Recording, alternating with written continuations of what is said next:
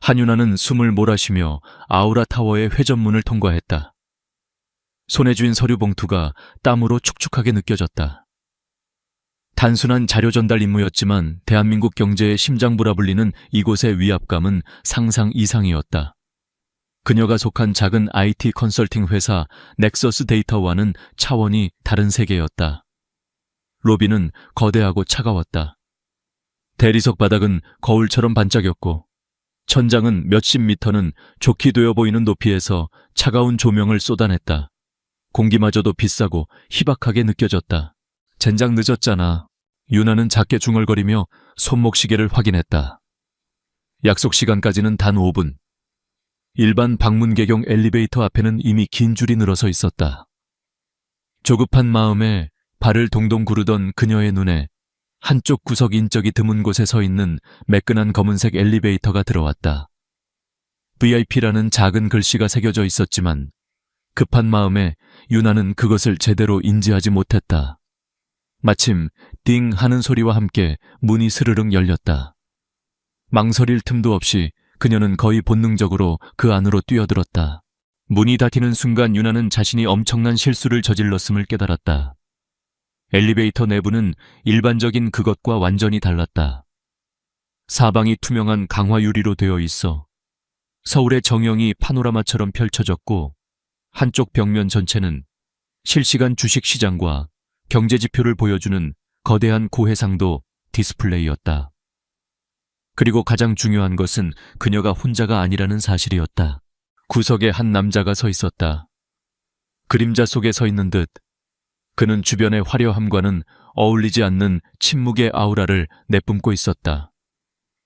흠잡을 데 없이 완벽한 맞춤 정장 날카롭게 다듬어진 옆모습, 그리고 세상 모든 것에 무관심한 듯한 차가운 표정.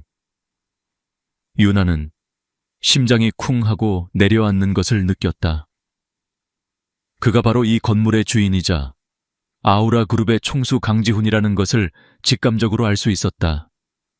언론에서 수없이 보았던 감정을 드러내지 않는 얼음 같은 얼굴이었다. 정적이 흘렀다. 수십 톤의 압력이 어깨를 짓누르는 듯했다.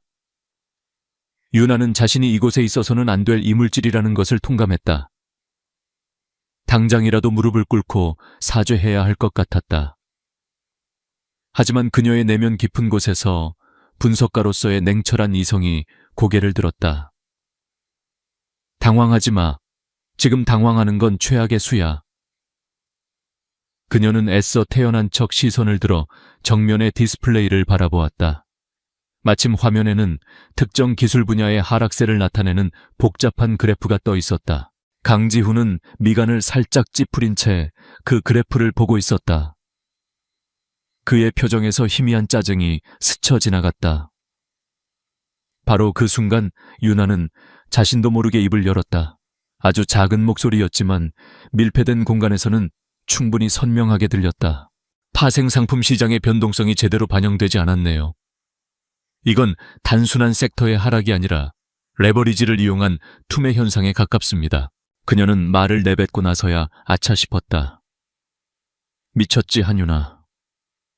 네가 뭔데 대한민국 최고의 경영인 앞에서 아는 척을 해 당장 그의 비서들이 들이닥쳐 자신을 무단 침입자로 끌어낼 것만 같았다. 그녀는 고개를 숙이고 숨을 죽였다. 그러나 예상했던 질책은 들려오지 않았다. 대신 지훈의 고개가 천천히 그녀 쪽으로 돌아왔다. 그의 날카로운 시선이 처음으로 윤아에게 정면으로 향했다. 그 눈빛에는 분노나 경멸이 아닌 순수한 의외성과 지적인 호기심이 담겨 있었다. 근거는 낮고 차분한 목소리가 울렸다. 단 2단어였지만 그 안에는 상대의 논리를 간파하려는 듯한 예리함이 번뜩였다. 윤아는 자신도 모르게 침을 꿀꺽 삼켰다. 이제 와서 물러설 수는 없었다. 그녀는 지난 몇 주간 밤을 새워 분석했던 데이터를 떠올리며 차분하게 대답했다. 그래프에 표시된 거래량 급증 시점과 특정 비상장 기술 펀드의 청산 시점이 일치합니다. 그리고 해당 펀드의 주요 투자자들은 공매도를 통해 이익을 얻는 헤지 펀드들이고요. 이건 기술 자체의 문제가 아니라 외부 자본이 인위적으로 만들어낸 공포 심리를 이용한 당위 차익 실현입니다. 아마 2차, 3차 연계된 파생 상품들이 있을 겁니다. 그녀의 설명은 간결하고 핵심을 꿰뚫었다. 수많은 보고서에서 장황하게 늘어놓는 미사여구 없이 오직 데이터와 논리만이 존재했다. 강지우는 아무 말도 하지 않았다. 그는 다시 스크린으로 시선을 돌렸지만 그의 머릿속은 복잡하게 돌아가고 있었다. 수많은 애널리스트와 전략가들이 시장 전반의 위축이라는 상투적인 분석만 내놓을 때 이 이름 모를 여자는 문제의 본질을 정확히 짚어냈다. 레버리지를 이용한 투매. 그가 막연하게 의심하고 있던 시나리오와 정확히 일치했다. 땡. 엘리베이터가 그의 전용층인 펜트하우스 오피스에 도착했다. 문이 부드럽게 열렸다. 지우는 아무 말 없이 엘리베이터에서 내렸다. 그러나 문이 닫히기 직전 그는 걸음을 멈추고 유나를 돌아보았다. 그 깊이를 알 수 없는 눈동자가 그녀를 잠시 응시했다. 마치 흥미로운 분석 대상을 발견한 과학자처럼. 그리고 그는 그대로 복도 안으로 사라졌다. 문이 닫히고 유나는 그제야 참았던 숨을 한꺼번에 내쉬었다. 다리에 힘이 풀려 하마터면 주저앉을 뻔했다. 심장이 미친 듯이 날뛰었다. 공포와 함께 설명할 수 없는 기묘한 희열감이 온몸을 감쌌다. 그녀는 방금 누구와 대화를 나눈 것인가? 한편 자신의 집무실로 향하던 강지훈의 발걸음은 평소보다 조금 느렸다. 그의 비서인 김 실장이 다가와 정중하게 고개를 숙였다. 회장님 오셨습니까? 다음 회의까지 20분 남았습니다. 김 실장. 지훈이 걸음을 멈추고 나지막이 불렀다. 예, 회장님. 방금 나와 함께 엘리베이터에 탔던 여자 알아봐. 김 실장은 의아한 표정을 지었지만 곧바로 표정을 감췄다. 회장님이 사적인 일로 누군가를 알아보라고 지시한 것은 거의 전례가 없는 일이었다. 어떤 인상착의였습니까? 지훈은 잠시 생각에 잠겼다. 평범한 오피스룩 특별할 것 없는 외모. 하지만 그 눈빛만은 달랐다. 두려움 속에서도 흔들리지 않던 지성으로 빛나던 눈빛. 중요하지 않아. 그냥 알아봐. 오늘 이 시간에 내 VIP 엘리베이터에 탑승한 모든 사람을 확인해. 아마 허가받지 않은 인물일 테니. 그의 목소리는 여전히 차가웠지만 그 안에는 이전에는 없던 미세한 호기심의 파동이 일고 있었다. 그의 완벽하게 통제된 세계에 예상치 못한 변수 하나가 뛰어든 참이었다. 그는 자신의 책상에 앉아 방금 전 여자가 했던 말을 되새겼다. 레버리지를 이용한 투매 현상. 어쩌면 이것이 자신이 찾고 있던 실마리일지도 몰랐다. 그는 모니터에 떠있는 수많은 정보들 너머로 방금 전 엘리베이터 안에서 마주쳤던 당돌한 눈빛을 떠올리고 있었다. 아우라 타워에서 빠져나온 유나는 비로소 현실로 돌아온 기분이었다. 자신의 사무실이 있는 낡은 건물로 돌아오자 강렬했던 몇 분간의 기억은 마치 꿈처럼 아득하게 느껴졌다. 넥서스 데이터의 사무실은 아우라의 로비와는 정반대의 풍경이었다. 좁은 공간에 책상들이 다닥다닥 붙어 있었고 여기저기 서류 더미와 컴퓨터 케이블이 어지럽게 널려 있었다. 동료들의 키보드 소리와 전화 통화 소리가 소음처럼 귓가를 맴돌았다. 그녀는 자기 자리에 앉아 멍하니 모니터를 바라보았다. 강지훈의 차가운 눈빛이 그의 깊이를 알 수 없는 목소리가 뇌리에서 떠나지 않았다. 두려움과 동시에 자신의 분석을 단번에 꿰뚫어 보던 그의 지성에 대한 묘한 경외감이 일었다. 그는 내 말을 이해했어. 그 사실 하나만으로도 가슴 한구석이 뜨거워지는 것 같았다. 그녀는 정신을 차리고 다시 일에 집중하려 애썼다. 아니 어쩌면 그와의 만남이 그녀 안에 무언가를 더 강하게 자극한 것일지도 몰랐다. 레버리지를 이용한 투매. 엘리베이터에서 무심코 뱉었던 그 말. 그건 단순한 추측이 아니었다. 지난 며칠간 그녀를 잠 못 들게 했던 데이터 속의 이상 신호였다. 그녀는 자신도 모르게 새로운 분석창을 열었다. 이건 회사의 업무가 아니었다. 그녀 자신의 지적 호기심이자 그 남자 앞에서 했던 말이 틀리지 않았음을 증명하고 싶은 옥이었다. 유나는 미친 듯이 데이터 속으로 파고들었다. 수백만 개의 거래 기록 시장 동향 관련 기업 정보들을 교차 분석했다. 몇 시간 동안 모니터에서 눈을 떼지 않았다. 동료들이 하나둘씩 퇴근하고 사무실에 정막이 찾아왔을 때 마침내 그녀는 그것을 발견했다. 유령처럼 떠돌던 데이터 조각들이 하나의 선으로 이어지는 순간이었다. 특정 바이오 기술주를 중심으로 지난 한 달간 엄청난 양의 공매도 주문이 집중적으로 발생했다. 모든 거래는 베리타스 인베스트먼트라는 신생 페이퍼 컴퍼니의 명의로 이루어지고 있었다. 베리타스, 베리타스. 진실이라는 뜻의 라틴어. 참으로 역설적인 이름이었다. 유나는 IP 주소를 역추적했다. 예상대로 조세 피난처의 서버를 경유하고 있었지만 그 패턴 속에서 미세한 규칙성을 발견했다. 그건 아우라 그룹의 내부 보안망 구조와 놀랍도록 흡사했다. 심장이 다시 뛰기 시작했다. 이건 단순한 시장 교란 행위가 아니었다.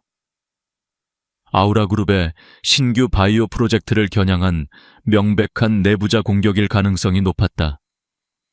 그녀는 발견한 내용을 바탕으로 밤을 새워 보고서를 작성했다.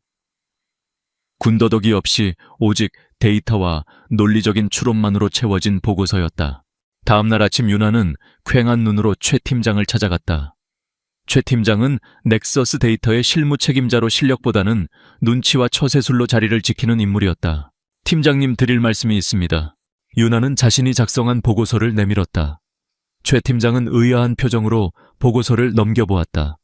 그의 얼굴이 점점 하얗게 질려갔다. 한유나 씨, 이게 뭐야? 아우라 그룹 내부자 소행이라고 제정신이야. 그의 목소리가 공포로 떨리고 있었다. 데이터가 그렇게 말하고 있습니다. 이건 절대 외부에서 할 수 있는 수준의 정교한 공격이 아닙니다. 데이터가 밥 먹여줘. 우리가 이런 걸로 아우라 그룹을 건드렸다간 어떻게 되는지 알아. 우리 같은 회사는 하루아침에 공중분해될 수도 있어. 최 팀장은 보고서를 책상 위에 내팽개쳤다. 그의 눈에는 유나의 뛰어난 분석력에 대한 감탄이 아닌 골칫거리를 가져온 부하 직원에 대한 원망이 가득했다. 이건 우리 소관이 아니야. 당장 이 자료 전부 파기하고 오늘 일은 없었던 걸로 해. 다시는 이런 짓 할 생각 마. 이건 경고야. 유나는 입술을 깨물었다. 예상했던 반응이었지만 가슴에 찬물이 끼얹어지는 듯한 무력감이 온몸을 덮쳤다. 그녀는 아무 말 없이 돌아섰다. 하지만 그녀의 눈빛은 포기를 몰랐다. 이 진실을 그냥 묻어버릴 수는 없었다. 같은 시각 아우라타워 펜트하우스. 강지우는 자신의 집무실에서 서울의 아침을 내려다보고 있었다. 그의 책상 위에는 김 실장이 가져온 얇은 서류 파일 하나가 놓여 있었다. 김 실장이 정중하게 보고했다. 회장님 확인했습니다. 어제 엘리베이터에 탑승했던 여성은 넥서스 데이터 소속의 한유나 대리입니다. 어제 오후 저희 전략기획팀에 정기 데이터 클리닝 보고서를 전달하러 왔던 것으로 확인됐습니다. 넥서스 데이터. 지우는 나지막이 그 이름을 읊조렸다. 가끔 사소한 외주 용역을 맡기는 수많은 협력업체 중 하나였다. 대리라는 직급. 그녀가 보여주었던 날카로운 통찰력과는 전혀 어울리지 않는 위치였다. 그 보고서 가져와. 잠시 후 김 실장이 가져온 보고서를 넘겨보던 지훈의 미간이 미세하게 좁아졌다. 지극히 평범하고 기계적인 데이터 정리 보고서였다. 분석이라고 할 만한 내용은 전혀 없었다. 작성자 명단 구석에 한유나라는 이름이 적혀 있을 뿐이었다. 지우는 그녀의 재능이 이런 하찮은 업무에 썩고 있다는 사실을 직감했다. 무언가 잘못되어 있었다. 그때 인터폰이 울렸다. 임원 전략 회의 시간이었다. 회의실의 공기는 팽팽했다. 안건은 최근 불안정한 모습을 보이는 신규 바이오 프로젝트였다. 그리고 그 발표의 중심에는 기획조정실장인 박성진 이사가 서 있었다. 박성진은 수려한 외모와 세련된 매너, 자신감 넘치는 태도로 지훈의 아버지인 선대 회장 시절부터 신임을 얻어온 인물이었다. 그는 매끄러운 말솜씨로 현재의 위기는 시장의 일시적인 과민 반응일 뿐이며 곧 안정될 것이라고 장담했다. 일부 경쟁사들의 악의적인 루머와 시장의 불안 심리가 겹쳐 생긴 해프닝일 뿐입니다. 제가 완벽하게 통제하고 있으니 회장님께서는 염려 놓으셔도 됩니다. 그는 지훈을 향해 자신만만한 미소를 지어 보였다. 그때 한 젊은 임원이 조심스럽게 손을 들었다. 하지만 이사님, 증권가 정보지에 따르면 단순한 루머가 아니라 특정 세력에 의한 조직적인 공매도 공격이라는 분석도 있습니다. 저희가 너무 안일하게 대처하는 것은 아닌지. 박성진의 미소가 순간 싸늘하게 굳었다. 그는 젊은 임원을 위아래로 훑어보며 비웃음을 날렸다. 김 부장, 언제부터 우리 아우라 그룹이 인터넷 찌라시를 보고 경영 전략을 세웠나? 근거 없는 소문에 흔들리지 말고 자네 일이나 똑바로 하게. 회의실 분위기가 차갑게 얼어붙었다.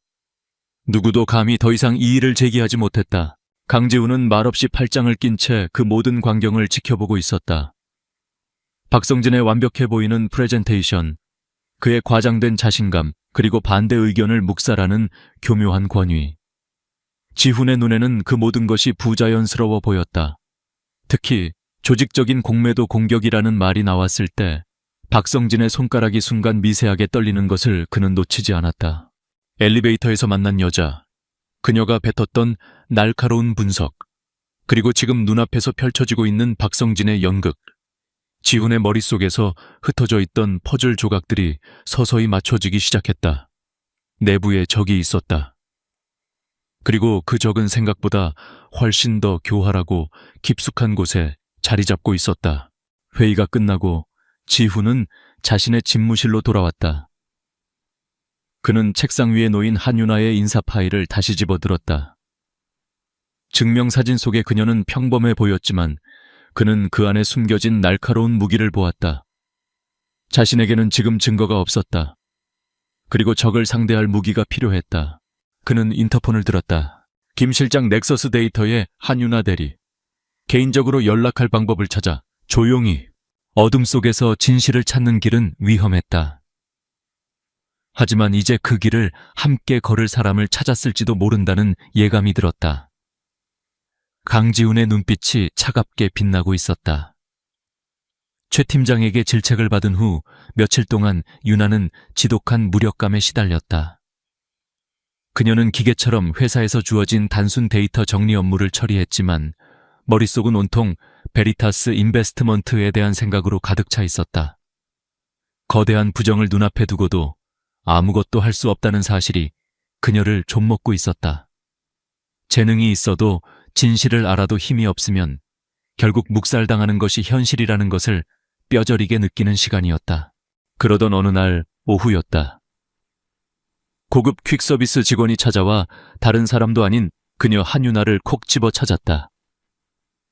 동료들의 호기심 어린 시선 속에서 그녀가 건네받은 것은 아무런 표시도 없는 작은 상자였다. 상자 안에는 벨벳으로 감싸인 검은색 카드 한 장이 들어있었다. 카드에는 단 몇 줄의 글자만 적혀 있었다. 오늘 저녁 7시 청담동 아우라 갤러리 3층 제2전시실. 발신인은 없었다. 하지만 카드의 오른쪽 하단에 음각으로 새겨진 희미하지만 분명한 아우라 그룹의 로고가 모든 것을 말해주고 있었다. 심장이 철렁 내려앉았다. 그였다. 강지훈. 온갖 생각이 머릿속을 스쳐 지나갔다. 이건 함정일까 허가 없이 VIP 엘리베이터에 탑승하고 회사의 기밀일지도 모르는 사안을 파헤친 것에 대한 책임을 물으려는 걸까? 최 팀장의 경고가 귓가에 맴돌았다. 하지만 이상하게도 두렵지 않았다. 오히려 가슴 깊은 곳에서부터 뜨거운 무언가가 차오르는 기분이었다. 이것은 위협이 아니라 기회일지도 모른다. 그녀의 분석을 유일하게 알아봐 주었던 그 남자가 보내는 신호. 윤아는 가기로 결심했다. 약속 시간이 되자 윤아는 평소와는 다른 세련된 원피스 차림으로 아우라 갤러리 앞에 섰다.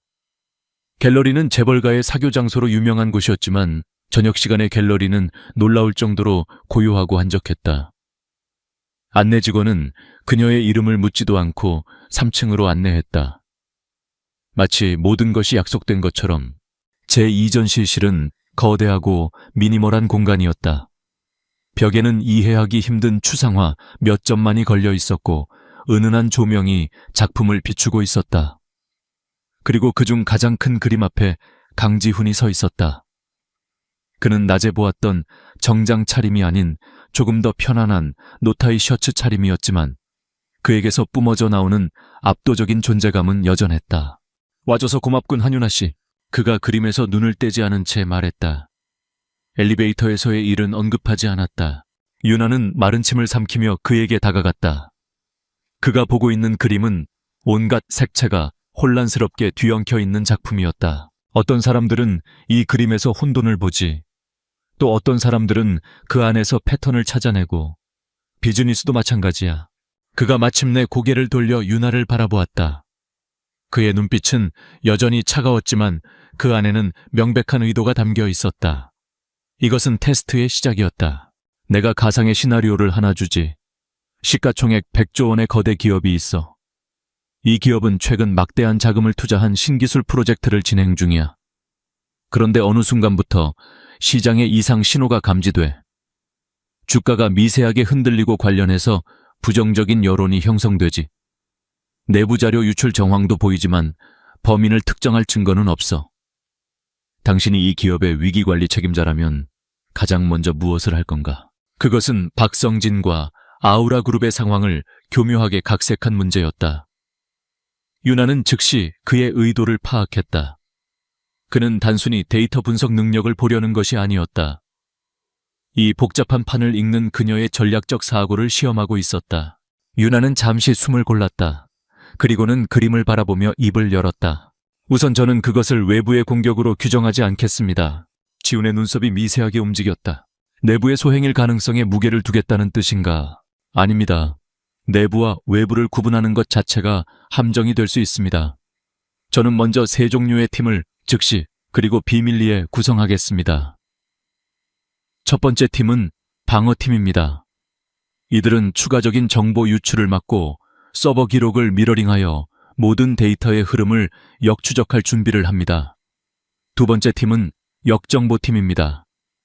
이들은 범인이 확실히 물만한 가짜 정보를 흘립니다. 예를 들어 프로젝트의 치명적인 결함에 대한 거짓 데이터를 의도적으로 유출시켜 범인이 그것을 이용해 공격해오도록 유도하는 겁니다. 범인이 미끼를 무는 순간 그의 꼬리를 잡을 수 있습니다. 윤아는 말을 이어갔다. 그녀의 목소리는 떨림없이 차분했다. 그리고 가장 중요한 것은 세 번째 팀, 프로파일링 팀입니다. 이 팀은 데이터를 분석하는 것이 아니라 이 일을 계획한 범인을 분석합니다. 그의 성향 야망, 그리고 그가 가장 두려워하는 것이 무엇인지를 파악합니다. 기술적인 증거는 얼마든지 조작하고 숨길 수 있지만 인간의 욕망은 숨길 수 없기 때문입니다. 결국 이것은 데이터와의 싸움이 아니라 범인의 욕망과의 싸움이니까요. 설명이 끝나자 전시실에는 잠시 정적이 흘렀다. 강지훈은 아무 말 없이 그녀를 바라보고 있었다. 그의 차가운 표정 뒤로 감탄과 놀라움의 감정이 스쳐 지나가는 것을 윤아는 느낄 수 있었다. 그는 그녀가 똑똑하다는 것은 알았지만 이 정도의 전략적 깊이를 가졌을 줄은 예상하지 못했다. 마침내 그가 입을 열었다. 그의 목소리에는 더 이상 시험의 기색이 없었다. 그 가상의 기업은 아우라 그룹이야. 그는 모든 것을 털어놓았다. 자신의 오랜 의심 내부에 보이지 않는 적, 그리고 결정적인 증거가 없어 아무것도 할 수 없는 자신의 상황까지. 그는 박성진의 이름을 직접 거론하지는 않았지만 윤아는 그가 누구를 말하는지 알 수 있었다. 나는 시스템 밖에 눈이 필요해. 다른 사람들이 보지 못하는 것을 보고 누구에게도 얽매이지 않는 유령이 필요하다. 한윤아 씨, 당신의 눈이 필요해. 그의 제안은 파격적이었다. 내가 당신에게 필요한 모든 데이터에 접근할 수 있는 권한을 주지. 비밀리에. 그 대가로 당신은 오직 나에게만 보고하면 돼. 물론 위험한 일이 될 거다. 모든 것을 잃을 수도 있어. 윤아의 심장이 거세게 뛰었다. 이것은 그녀의 인생을 송두리째 바꿀 수 있는 제안이었다. 위험하다. 하지만 이대로 하찮은 일만 하며 재능을 썩히는 것과 거대한 악에 맞서 자신의 모든 것을 거는 것. 어느 쪽이 더 비참한 삶일까? 그녀는 강지훈의 눈을 똑바로 바라보았다. 자신을 알아봐준 단 한 사람. 대한민국에서 가장 높은 곳에 있는 남자가 지금 그녀의 도움이 필요하다고 말하고 있었다. 이것은 그녀가 평생 갈망해왔던 인정이었다. 그녀는 조용하지만 단호한 목소리로 대답했다. 하겠습니다. 그 한마디에 모든 것이 결정되었다. 악수도 계약서도 없었다. 하지만 서로의 눈빛을 통해 그들은 세상에서 가장 견고한 계약을 맺었다. 보이지 않는 전쟁의 서막이었다. 지훈은 품에서 작은 기기를 꺼내 그녀에게 건넸다. 완벽하게 보안 처리된 전용 통신장치였다. 이제부터는 이걸로만 연락한다. 첫 번째 임무는 베리타스 인베스트먼트의 자금 흐름을 추적해 그 돈이 어디서 시작해서 어디로 흘러 들어가는지 단 한 푼까지도 놓치지 마. 그는 이미 그녀가 어디까지 파악했는지 알고 있다는 듯이 말했다. 유나는 조용히 통신장치를 받아들었다. 차가운 금속의 감촉이 그녀에게 앞으로 닥칠 일들의 무게를 실감하게 했다. 거대한 체스판이 펼쳐졌다. 그리고 그녀는 이제 막 강지훈의 가장 중요한 말이 되어 첫걸음을 내디딘 참이었다.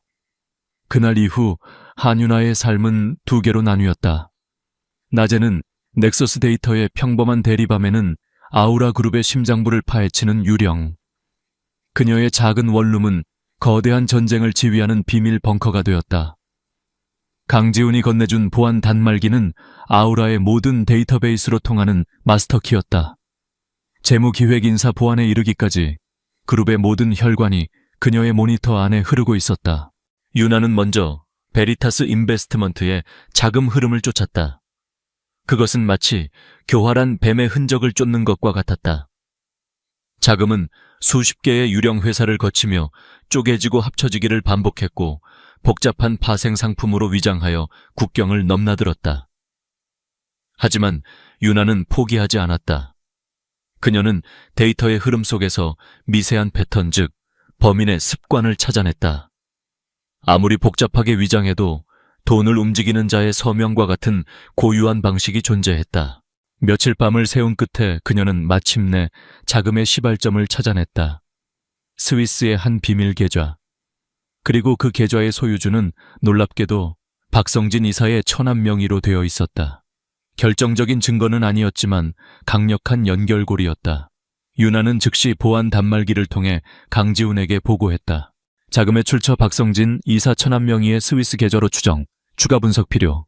몇 분 지나지 않아 답신이 왔다. 수고했다. 하지만 이걸로는 부족해. 그는 얼마든지 꼬리를 자를 수 있는 인물이다. 지훈의 말대로였다. 박성진은 뱀이 아니라 머리가 여러 개 달린 히드라 같은 남자였다. 유나가 하나의 연결고리를 찾아내자마자 그는 마치 기다렸다는 듯이 움직이기 시작했다. 갑자기 아우라 그룹의 내부 정보망에 엄청난 양의 거짓 정보가 풀리기 시작했다. 경쟁사의 신기술 개발 루머, 해외 자원 개발 실패설, 심지어는 강지훈 회장의 건강 이상설까지. 시장은 혼란에 빠졌고 주가는 요동쳤다. 이것은 박성진이 의도적으로 피운 연막, 즉 거짓의 안개였다. 그는 진짜 위협을 감추기 위해 수많은 가짜 위기를 만들어내고 있었다. 유나는 그의 의도를 즉시 간파했다. 그는 지금 유령 사냥을 하고 있었다. 자신을 파헤치는 보이지 않는 적의 시선을 분산시키고 지치게 만들려는 속셈이었다. 교활한 사람. 유나는 혀를 내둘렀다. 하지만 동시에 도전의식이 불타올랐다. 그녀는 박성진이 뿌려놓은 거짓 정보들을 역으로 분석하기 시작했다. 그는 무엇을 감추기 위해 이런 안개를 피웠을까? 거짓 정보의 패턴을 분석하면 그가 가장 숨기고 싶어하는 진실의 윤곽을 그릴 수 있을 터였다. 그때부터 유나와 박성진의 보이지 않는 수싸움이 시작되었다. 유나가 데이터 속에서 진실의 조각을 찾아내려 하면 박성진은 더 교묘한 거짓 정보로 그것을 덮어버렸다. 마치 안개 속에서 벌이는 숨막히는 체스와도 같았다. 이 고독한 싸움 속에서 그녀의 유일한 소통 창구는 강지훈이었다. 그들은 매일 밤 보안 단말기를 통해 대화를 나눴다. 처음에는 건조한 업무 보고로 시작된 대화는 시간이 지나면서 점차 다른 색을 띠기 시작했다. 오늘 박 이사가 이사회에서 새로운 M&A 안건을 내놨어. 모든 시선을 그쪽으로 돌리려는 수작이다. 알고 있어요. 그가 제시한 인수대상 기업의 재무제표는 완벽하게 조작된 겁니다. 실제 가치는 절반도 안 돼요. 제가 분석한 자료를 방금 전송했습니다. 대단하군. 이걸 어떻게 반나절 만에 분석했지? 데이터는 거짓말을 하지 않으니까요. 거짓말을 하는 건 사람이죠. 때로는 지친 기색이 역력한 그의 메시지가 날아오기도 했다. 오늘도 이사회에서 괴물들과 싸우다 왔다. 가끔은 이 모든 게 무슨 의미가 있나 싶군. 유나는 잠시 망설이다 답장을 보냈다. 회장님은 혼자가 아닙니다. 짧은 문장이었지만 그 안에는 그녀의 진심이 담겨 있었다. 잠시 후 그에게서 답이 왔다. 한다. 그 한마디가 유나의 밤샘 작업의 피로를 모두 씻어주는 듯했다. 그들은 직위와 상황을 넘어 공동의 적을 앞에 둔 동지가 되어가고 있었다. 그리고 그 단단한 동지애의 기반 아래에서 자신들도 인지하지 못하는 사이 미묘한 감정에 싹이 트고 있었다.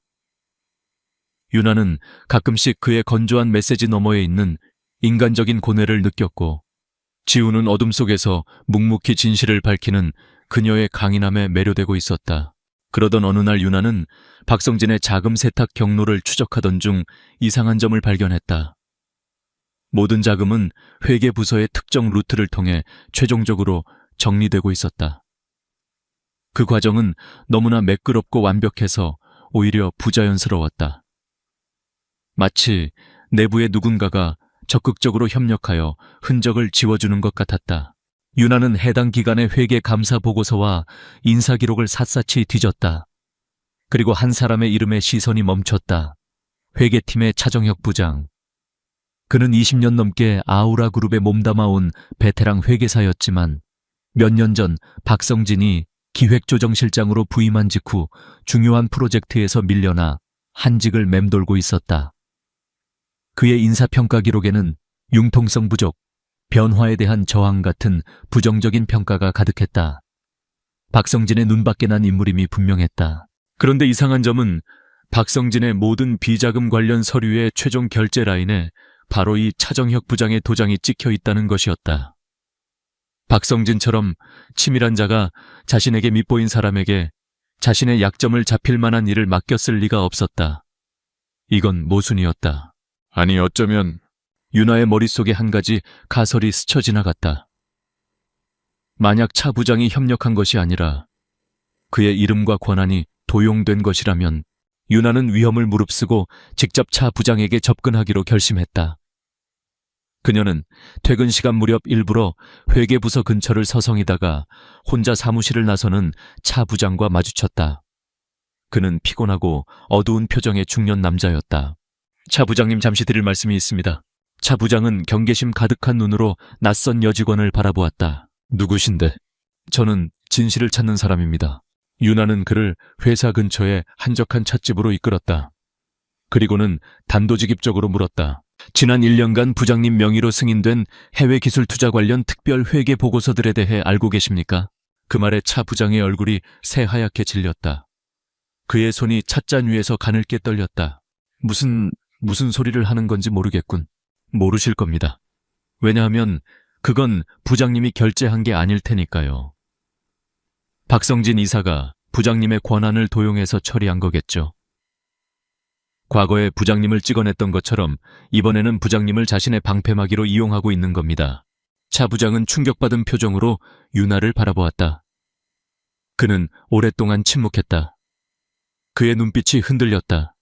공포와 분노, 그리고 체념이 뒤섞인 눈빛이었다. 마침내 그가 무거운 입을 열었다. 당신 도대체 누구요? 이런 일을 어떻게... 저는 중요하지 않습니다. 중요한 건 박 이사가 부장님께 모든 죄를 뒤집어 씌우고 꼬리 자르기를 할 준비를 하고 있다는 사실입니다. 이대로 가만히 계시면 부장님은 평생을 바친 회사에서 불명예스럽게 쫓겨나고 감옥에 가게 될 겁니다. 차 부장의 눈에 절망이 어렸다. 그는 박성진이라는 거대한 벽 앞에서 무력하게 무너졌던 과거의 기억을 떠올렸다. 내가 뭘 할 수 있겠소. 상대는 박성진인데. 유나는 그의 손을 잡았다. 그녀의 눈빛은 단호했다. 혼자가 아닙니다, 부장님. 저희와 함께 싸워주십시오. 부장님은 박 이사의 회계 조작 수법을 가장 잘 아는 분입니다. 부장님의 도움이 필요합니다. 저희라는 말에 차 부장의 눈이 번뜩였다. 그는 유나의 뒤에 거대한 존재가 있음을 직감했다. 오랫동안 잊고 지냈던 정의감과 회계사로서의 자존심이 그의 가슴 속에서 다시 불타오르기 시작했다. 그는 마침내 결심한 듯 떨리는 목소리로 말했다. 내가 뭘 하면 되겠어. 그 순간 유나는 어둡고 긴 터널 속에서 한 줄기 빛을 본 기분이었다. 그녀는 더 이상 혼자가 아니었다. 강지훈이라는 든든한 방패와 이제 차정혁이라는 날카로운 창을 얻었다. 거짓의 안개는 여전히 자욱했지만 이제 그 안개를 걷어낼 작은 바람이 불기 시작한 것이다. 차정혁 부장의 합류는 전세에 결정적인 변화를 가져왔다.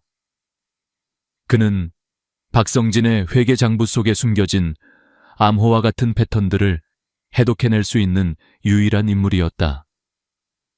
유나의 데이터 분석 능력과 차 부장의 실무 경험, 그리고 강지훈의 전폭적인 지원이 결합되자 그들은 비로소 박성진이라는 거대한 성벽을 무너뜨릴 구체적인 계획을 세울 수 있었다. 작전명은 트로이의 목마였다. 계획의 핵심은 박성진이 이사회에 제안했던 가짜 M&A 안건을 역이용하는 것이었다. 박성진은 이 M&A를 통해 거액의 비자금을 조성하고 동시에 프로젝트 실패의 책임을 인수 대상 기업에게 떠넘길 속셈이었다. 그들은 박성진이 바로 그 비자금을 인출하려는 결정적인 순간을 덮치기로 했다. 차 부장은 박성진이 이용하는 자금 세탁 루트의 마지막 단계를 정확히 짚어냈고 유나는 그가 자금을 움직일 예상 시간과 경로를 데이터 분석을 통해 특정했다. 그는 분명히 이사회 최종 승인 직전에 돈을 움직일 겁니다. 승인이 나고 나면 감시가 심해질 테니까요. 바로 그때 우리가 준비한 너츠로 그를 유인해야 합니다. 유나가 보안 단말기를 통해 브리핑하자 강지훈의 집무실에 모인 지훈과 차 부장의 표정이 비장해졌다. 덫이란 구체적으로 뭐지? 지훈이 물었다. 제가 가짜 서버를 하나 만들었습니다. 겉보기에는 박 이사가 이용하는 스위스 계좌의 해외 서버와 완벽하게 동일하지만 실제로는 저희가 모든 것을 감시할 수 있는 미러 서버입니다. 차 부장님께서 박 이사의 비서에게 긴급 보안 업데이트라는 명목으로 이 서버의 접속 경로를 전달해 주시면 됩니다. 의심이 많은 그도 자신이 직접 심어놓은 비서의 말은 믿을 수밖에 없을 겁니다. 완벽한 계획처럼 보였다. 박성진은 아무 의심 없이 가짜 서버에 접속해 돈을 인출하려 할 것이고 그 모든 기록은 고스란히 그들의 손에 들어올 터였다. 결전의 날이 밝았다. 아우라그룹 이사회가 열리는 날이었다. 유나는 자신의 원룸에서 지훈과 차 부장은 각각의 위치에서 숨을 죽인 채 모니터를 지켜보고 있었다. 이사회가 시작되고 예상대로 박성진은 화려한 언변으로 M&A의 필요성을 역설했다. 바로 그때 유나의 모니터에 경고등이 깜빡였다. 목표가 움직이기 시작했다. 박성진이 자신의 사무실에 있는 개인 컴퓨터를 통해 가짜 서버에 접속한 것이다. 유나의 심장이 세차게 뛰었다. 이제 그가 자금 이체 버튼을 누르기만 하면 모든 것이 끝난다. 하지만 박성진은 돈을 인출하지 않았다. 대신 그는 전혀 예상치 못한 행동을 했다. 그가 아우라그룹의 신규 바이오 프로젝트의 핵심 설계도를 그 서버에 업로드하기 시작한 것이다. 이게 무슨... 유나는 혼란에 빠졌다. 그는 왜 자신의 비자금 계좌에 회사의 1급 기밀을 업로드하는 거지? 이건 자살 행위나 다름없었다. 바로 그 순간 강지훈에게서 긴급 통신이 들어왔다. 그의 목소리는 다급했다. 한유나 씨, 지금 당장 모든 걸 중단하고 접속을 끊어. 이건 함정이야. 하지만 너무 늦었다. 박성진이 파일을 업로드하고 로그아웃하는 것과 거의 동시에 유나의 원룸 문이 부서질 듯이 열렸다. 들이닥친 것은 아우라 그룹의 보안팀과 법무팀 직원들이었다. 그들은 영장을 내밀며 유나의 모든 컴퓨터와 장비를 압수했다. 한유나 씨, 당신을 아우라 그룹의 핵심 기술 유출 및 불법 자금 세탁 공모 혐의로 긴급 체포합니다. 유나는 아무 말도 할 수 없었다. 머릿속이 하얗게 변했다. 자신이 완벽하다고 믿었던 덫에 스스로가 걸려든 것이다. 같은 시각 이사회장, 한바탕 소동이 벌어졌다. 박성진은 비통한 표정으로 자신이 방금 엄청난 사실을 발견했다고 보고했다. 믿을 수 없는 일이 벌어졌습니다. 넥서스 데이터라는 협력업체의 한 직원이 제 명의를 도용하여 불법 자금 세탁을 시도하고 심지어 우리의 핵심 기술을 해외 경쟁사에 팔아넘기려 한 정황을 포착했습니다. 그는 증거라며 자료들을 화면에 띄웠다. 화면에는 유나가 가짜 서버에 접속했던 모든 기록과 그녀의 IP 주소에서 바이오 프로젝트 설계도가 업로드된 로그가 선명하게 나타나 있었다. 심지어 그 파일이 전송되려 했던 곳은 아우라의 최대 경쟁사인 글로벌테크의 위장 서버 주소였다. 모든 증거는 한유나를 범인으로 지목하고 있었다. 박성진은 강지훈을 향해 고개를 돌렸다. 그의 눈에는 교활한 승리자의 미소가 번뜩였다. 회장님 정말 유감입니다. 회장님께서 개인적으로 관심을 보이고 심지어 비밀리에 접촉까지 하셨던 그 직원이 이런 끔찍한 배신을 저지를 줄은 꿈에도 몰랐습니다. 그의 마지막 말은 이사회장의 폭탄을 던진 것과 같았다. 모든 임원의 시선이 강지훈에게로 쏠렸다. 회장이 직접 스파이를 끌어들였다는 것인가? 강지훈은 그제야 깨달았다. 박성진은 처음부터 모든 것을 알고 있었다. 한유나의 존재를 그리고 자신과 그녀의 비밀스러운 관계까지도. 그는 이 모든 상황을 기다려왔던 것이다. 자신과 유나를 한 번에 무너뜨릴 완벽한 판을. 사건은 일파만파로 커졌다. 언론은 아우라 그룹 천재 여성 스파이에 농락당하다. 와 같은 자극적인 제목으로 대서특필했다. 회사의 주가는 폭락했고 투자자들은 거세게 항의했다. 이사회는 강지훈에게 엄청난 압박을 가했다. 당장 한유나를 고소하고 이번 사태의 책임을 지고 경영 일선에서 물러나라는 것이었다. 강지훈은 자신의 집무실에서 홀로 고뇌에 빠졌다. 모든 증거는 그녀가 범인이라고 말하고 있었다. 이성적으로는 그녀를 내치고 회사를 구하는 것이 맞았다. 하지만 그의 가슴은, 그의 본능은 그녀가 결백하다고 외치고 있었다. 어둠 속에서 묵묵히 진실을 파헤치던 그녀의 눈빛대로는 지친 자신에게 위로를 건네던 그녀의 따뜻한 메시지들이 떠올랐다. 그녀를 믿을 것인가, 아니면 회사를 지킬 것인가. 그의 인생에서 가장 어려운 선택의 기로였다. 박성진은 그에게 외통수를 불렀다. 어떤 선택을 하든 그는 치명상을 입게 될 터였다. 김 실장이 조심스럽게 들어와 보고했다. 회장님, 기자들이 회장님의 공식 입장을 기다리고 있습니다. 이제 결정을 내리셔야 합니다. 강지훈은 창밖으로 펼쳐진 도시의 야경을 바라보았다. 수많은 불빛들이 마치 자신을 비웃는 것처럼 반짝였다. 그는 눈을 감았다. 머릿속에 한유나의 얼굴이 떠올랐다. 두려움 속에서도 결코 흔들리지 않던 강인한 얼굴. 그는 마침내 결심을 굳혔다. 강지훈은 기자들 앞에 섰다. 수백 개의 카메라 플래시가 쉴 새 없이 터졌고 질문들이 폭포수처럼 쏟아졌다. 아우라 그룹의 운명이, 그리고 한유나의 운명이 그의 입에 달려 있었다. 모두가 예상하는 대답은 정해져 있었다. 한유나를 희생양으로 삼아 회사를 구하고 자신의 리더십을 증명하는 것. 그는 마이크를 잡고 잠시 침묵했다. 소란스럽던 기자회견장이 순간 조용해졌다. 마침내 그가 입을 열었다. 그의 목소리는 낮았지만 장내의 모든 사람에게 똑똑히 들릴 만큼 단호했다. 저는 한유나 씨를 믿습니다. 충격적인 한마디였다. 기자들은 술렁였고 생중계를 지켜보던 이사회 임원들은 경악했다. 이번 사건은 외부의 스파이 행위가 아닙니다. 이것은 아우라 그룹의 심장부를 좀먹고 있는 내부의 적을 색출하는 과정에서 발생한 일입니다.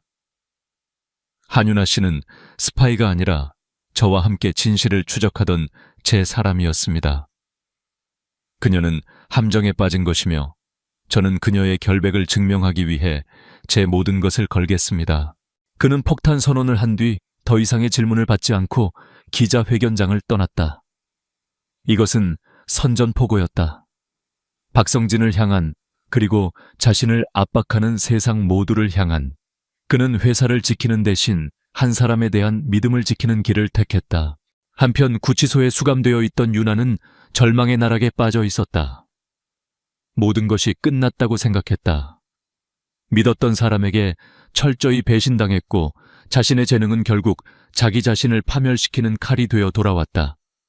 그녀는 변호사의 접견도 거부한 채 멍하니 천장만 바라보고 있었다. 그때 휴게실의 작은 TV에서 강지훈의 기자회견이 흘러나왔다. 저는 한윤아 씨를 믿습니다. 그의 목소리가 들리는 순간 윤아의 잿빛 세상에 한 줄기 빛이 내리쬐는 듯했다. 눈물이 왈칵 쏟아졌다. 그는 자신을 버리지 않았다. 세상 모두가 등을 돌렸을 때 가장 높은 곳에 있는 그 남자가 자신을 위해 모든 것을 걸었다. 절망이 있던 자리에 뜨거운 분노와 투지가 차올랐다. 이대로 무너질 수는 없었다. 그를 위해서라도, 그리고 스스로의 명예를 위해서라도 반드시 진실을 밝혀내야만 했다. 강지훈의 선언은 후폭풍을 몰고 왔다. 이사회는 그의 경영권을 박탈하기 위한 절차에 착수했다. 하지만 그는 물러서지 않았다. 그는 자신의 모든 권한을 이용해 윤아의 석방을 이끌어냈고 그녀를 아우라타워 내 안전가옥으로 데려왔다. 그리고는 그녀에게 다시 한번 데이터에 접근할 수 있는 단말기를 건넸다. 물론 모든 활동은 보안팀의 엄격한 감시하에 이루어졌다. 박 이사는 자네가 다시 움직일 거라고는 상상도 못할 거야. 모두가 자네를 끝났다고 생각하겠지. 바로 그 허를 찔러야 해. 윤아는 고개를 끄덕였다. 그녀의 눈빛은 이전보다 훨씬 더 날카롭고 단단해져 있었다. 그녀는 다시 한번 사건의 모든 기록을 처음부터 검토했다. 박성진이 설계한 함정은 완벽에 가까웠다. 데이터의 흐름, 로그 기록 증거, 인멸까지 흠잡을 데가 없었다. 아니야, 세상에 완벽한 범죄는 없어. 윤아는 관점을 바꾸기로 했다. 그가 무엇을 했는가가 아니라 무엇을 하지 않았는가에 집중했다. 박성진처럼 오만하고 자신감 넘치는 인물이라면 분명 자신의 완벽한 계획을 즐기며 어딘가에서 관망하고 있었을 터. 그는 자신의 덫에 먹잇감이 걸려드는 순간을 직접 확인하고 싶었을 것이다. 그녀는 사건 당일 박성진이 윤아에게 혐의를 뒤집어 씌웠던 바로 그 시간대의 모든 네트워크 접속 기록을 샅샅이 뒤졌다. 아우라그룹의 공식적인 네트워크가 아닌 외부에서 타워 내부망으로 접속을 시도한 모든 흔적을 찾았다. 수십만 개의 로그 속에서 그녀는 마침내 바늘 구멍만 한 틈을 발견했다. 단 10곳 중 7초. 이사회장 근처의 와이파이 사각지대에서 정체불명의 개인용 태블릿 기기가 아우라의 비공식 게스트 네트워크에 접속했다가 사라진 흔적이었다. 그 기기는 단 하나의 패킷만을 주고받았는데 그 목적지는 바로 윤아가 접속했던 가짜 스위스 서버였다. 박성진이 자신의 함정이 제대로 작동하는지 확인하기 위해 아주 잠깐 개인 기기로 접속했던 것이다. 그는 아무도 이 찰나의 순간을 포착하리라고는 상상도 못했을 것이다. 그의 오만함이 남긴 유일한 실수였다. 찾았어요. 윤아는 소리쳤다. 그녀는 즉시 해당 기기의 고유 식별 번호를 추적했다. 그리고 그 끝에서 그녀는 상상도 못했던 사실과 마주했다. 그 태블릿은 3년 전 박성진이 카리브해의 한 섬에서 개인 휴가를 즐길 때 구매했던 것이었다. 그리고 그 구매 대금은 그가 차명으로 관리하던 비밀 계좌에서 지불되었다. 이것이 마지막 퍼즐 조각이었다. 윤아는 즉시 차정혁 부장에게 연락했다. 차 부장은 자신의 모든 인맥을 동원해 해당 계좌의 거래 내역을 확보했다. 그 계좌는 박성진이 회사 비자금과는 별개로 개인적인 사치와 향락을 위해 사용하던 검은 돈의 창고였다. 그 안에는 수많은 불법 거래와 탈세의 증거가 가득했다. 모든 것이 연결되었다. 박성진의 개인 태블릿 함정을 감시한 기록, 그리고 그 태블릿을 구매한 검은 돈의 출처. 이것은 더 이상 빠져나갈 수 없는 완벽한 증거의 사슬이었다. 박성진은 윤아에게 덮어씌우려던 자금 세탁과 기술 유출이라는 죄목을 고스란히 스스로 뒤집어 쓰게 된 것이다. 강지훈은 모든 보고를 받고 말없이 주먹을 쥐었다. 그의 눈에 차가운 분노가 이글거렸다.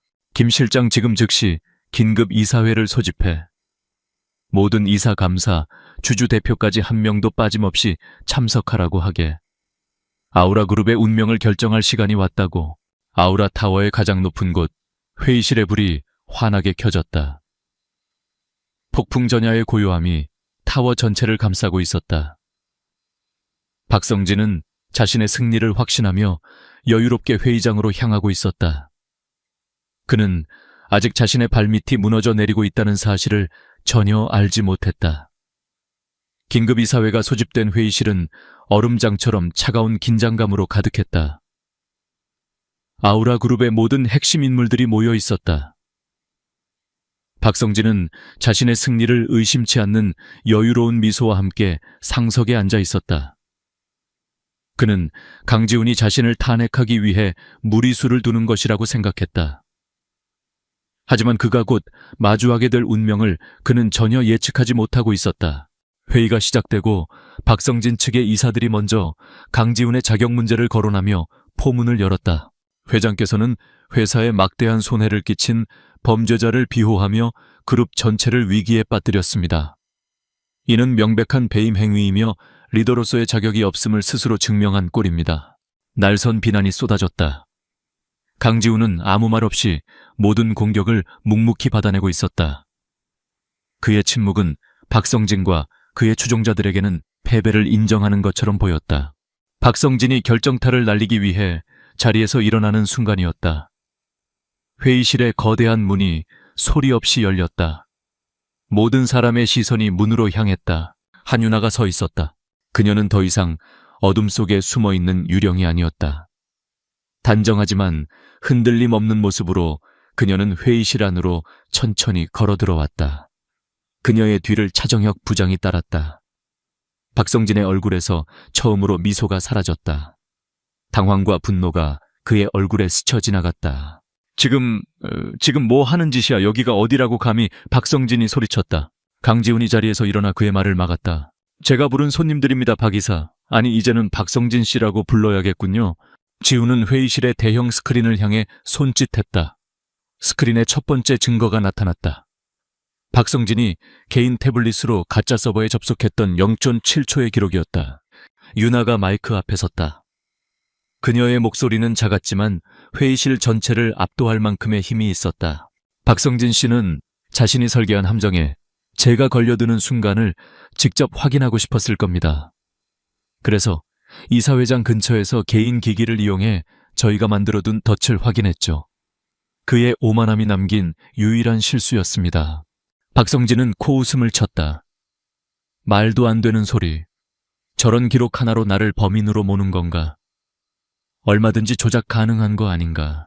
물론 이것만으로는 부족하겠죠. 유나는 침착하게 말을 이었다. 그래서 저희는 그 태블릿의 출처를 추적했습니다. 다음 화면으로 넘어갔다.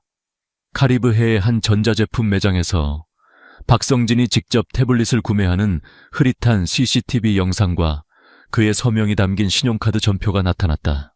그리고 그 대금이 지불된 계좌 역시 찾아냈습니다.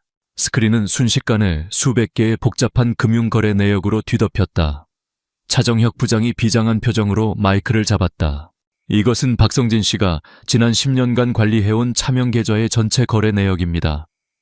그는 이 계좌를 통해 회사 돈을 횡령하고 불법적인 로비를 자행했으며 막대한 세금을 탈루했습니다. 그가 저에게 뒤집어 씌우려 했던 모든 범죄의 진짜 주인은 바로 박성진 씨 자신이었습니다.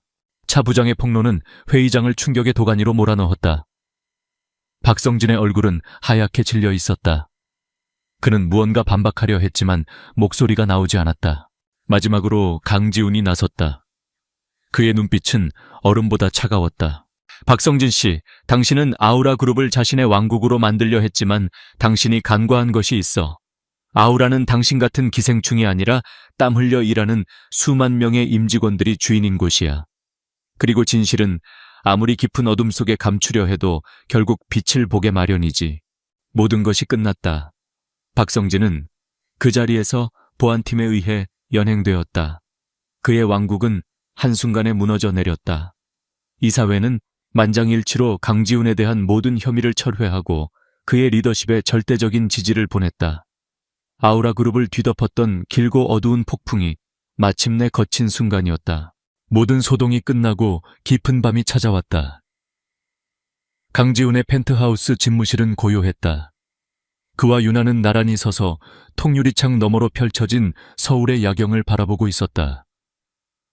수많은 불빛들이 마치 그들의 승리를 축하하는 보석처럼 반짝였다. 오랜 침묵 끝에 유나가 먼저 입을 열었다. 이제 저는 제자리로 돌아가야겠죠. 그녀의 목소리에는 시원함과 함께 자신도 모를 아쉬움이 묻어 있었다. 강지훈은 그녀를 돌아보았다. 그의 눈빛은 더 이상 그룹의 총수가 아닌 한 남자로서의 깊고 따뜻한 감정으로 가득 차 있었다. 당신 자리가 어딘데? 넥서스 데이터의 평범한 대리, 원래 제가 있던 곳이죠. 지훈은 부드럽게 미소 지으며 그녀에게 한 걸음 다가섰다. 아니, 당신 자리는 거기가 아니야. 그는 유나의 손을 조심스럽게 잡았다. 그녀는 놀라 심장이 쿵하고 내려앉는 것을 느꼈다. 처음 당신을 엘리베이터에서 만났을 때 나는 내 완벽한 세상에 뛰어든 이물질이라고 생각했어. 하지만 당신은 이물질이 아니었어. 당신은 내 세상에 없었던 단 하나의 조각, 내가 오랫동안 찾아 헤매던 바로 그 조각이었지. 그의 고백은 갑작스러웠지만 너무나도 진실되게 들렸다. 한유나 씨, 당신은 나의 어둠을 밝혀준 빛이었고 내가 포기하려 할 때마다 나를 붙잡아준 용기였어. 당신의 재능은 더 이상 작은 회사에 썩혀서는 안 돼. 당신의 지혜와 통찰력은 아우라 그룹에 그리고 나에게 필요해. 그는 그녀의 손을 더 꽉 잡았다. 그의 눈빛이 진지하게 그녀를 향했다. 내 곁에 있어줘.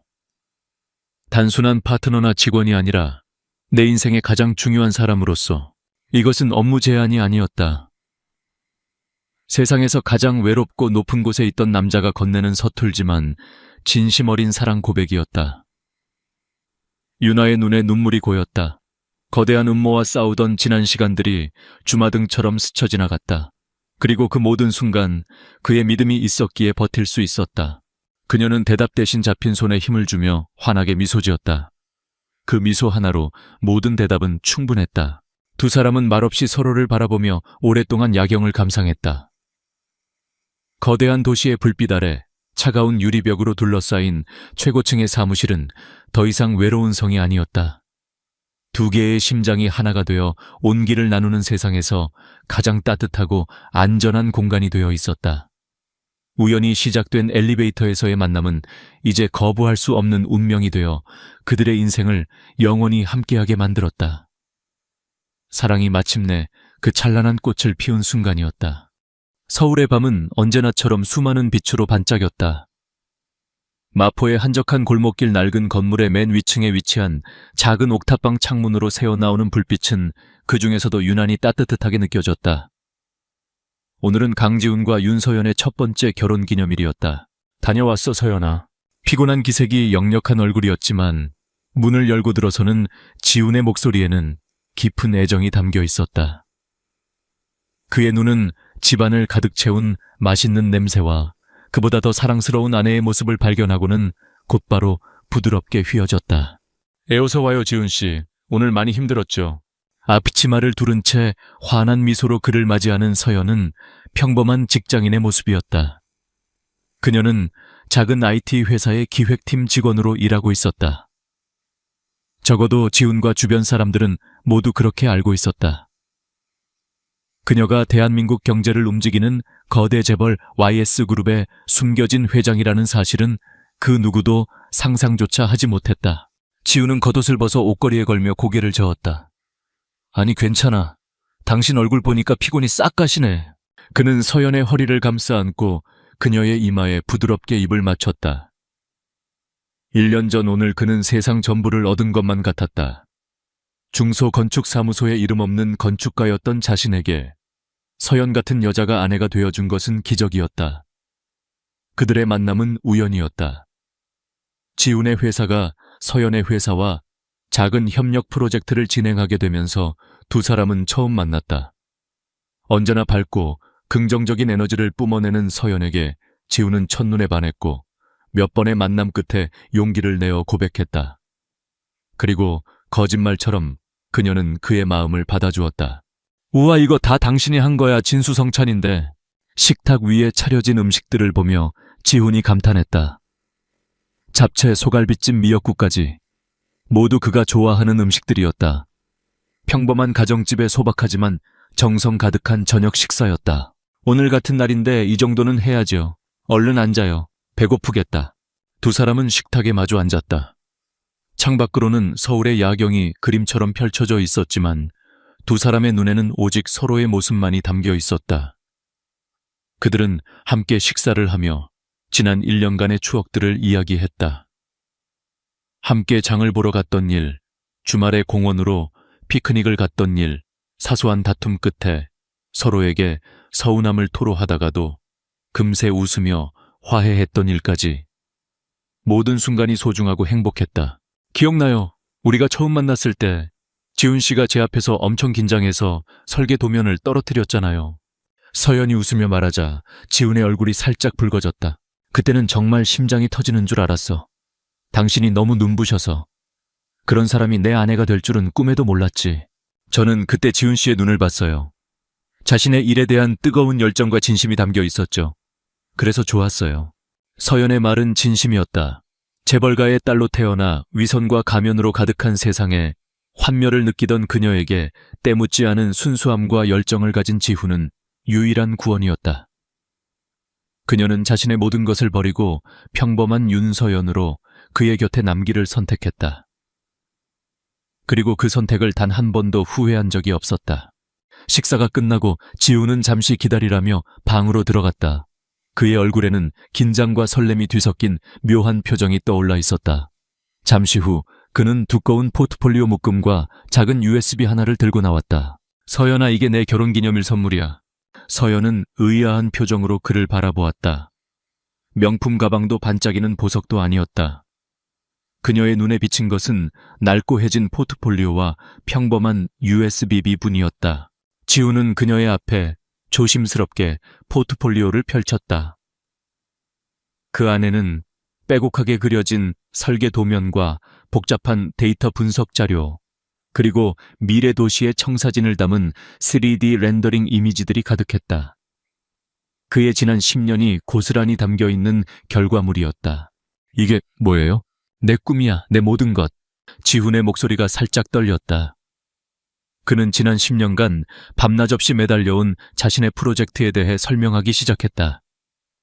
프로젝트의 이름은 엘리시안 필드. 인공지능이 제어하는 완전 자급자족형 생태 스마트 도시 프로젝트였다. 이 도시는 탄소 배출량이 제로야. 모든 건물은 그 자체가 태양광 발전소 역할을 하고 남는 에너지는 중앙 에너지 저장 시스템에 보관돼. 도시 전체가 거대한 유기체처럼 움직이는 거지. 폐기물은 100% 재활용되고 수직 농장에서 도시가 소비하는 모든 식량을 생산해. 교통 시스템부터 의료 교육까지 모든 것이 중앙 AI 가이아에 의해 최적화되어 운영돼. 그의 눈은 그 어떤 별보다도 밝게 빛나고 있었다. 자신의 창조물에 대한 무한한 자부심과 열정이 느껴졌다. 그는 USB를 서연의 손에 쥐어주며 말했다. 여기에는 엘리시안 필드의 모든 원본 데이터와 설계 기술, 그리고 관련 특허 출원에 필요한 모든 자료가 들어있어. 그리고 그는 서류 한 장을 꺼내 그녀 앞에 내밀었다. 그것은 엘리시안 필드 프로젝트에 대한 모든 소유권과 지적재산권을 아내 윤서연에게 양도한다는 내용의 양도 계약서였다. 서연은 순간 숨을 멈췄다. 그녀는 지훈이 얼마나 이 프로젝트에 애정을 쏟아부었는지 잘 알고 있었다. 그것은 그의 분신과도 같았다. 그런데 그것을 자신에게 주겠다니. 지훈 씨, 이걸 왜 저에게... 지훈은 따뜻하게 웃으며 그녀의 손을 잡았다. 사람들은 이런 프로젝트의 가치가 최소 1조 원은 될 거라고 하더군. 물론 지금의 내겐 그림의 떡 같은 이야기지만. 그래서 이게 내 1조 원짜리 선물이야, 서연아. 당신에게 내 전부를 주고 싶었어. 내 꿈까지도. 그에게 있어 1조 원이라는 금액은 자신의 사랑과 헌신을 표현하는 상징적인 숫자일 뿐이었다. 그는 자신의 가장 소중한 것을 사랑하는 아내에게 바침으로써 영원한 사랑을 맹세하고 싶었던 것이다. 그러나 그 말을 듣는 서연의 심장은 차갑게 가라앉았다. 그녀의 눈에 눈물이 고였다. 반은 남편의 순수한 사랑에 대한 벅찬 감동이었고 나머지 반은 등골을 서늘하게 만드는 냉엄한 현실 인식 때문이었다. YS그룹의 회장으로서 그녀는 이 프로젝트의 진짜 가치를 누구보다 정확하게 알고 있었다.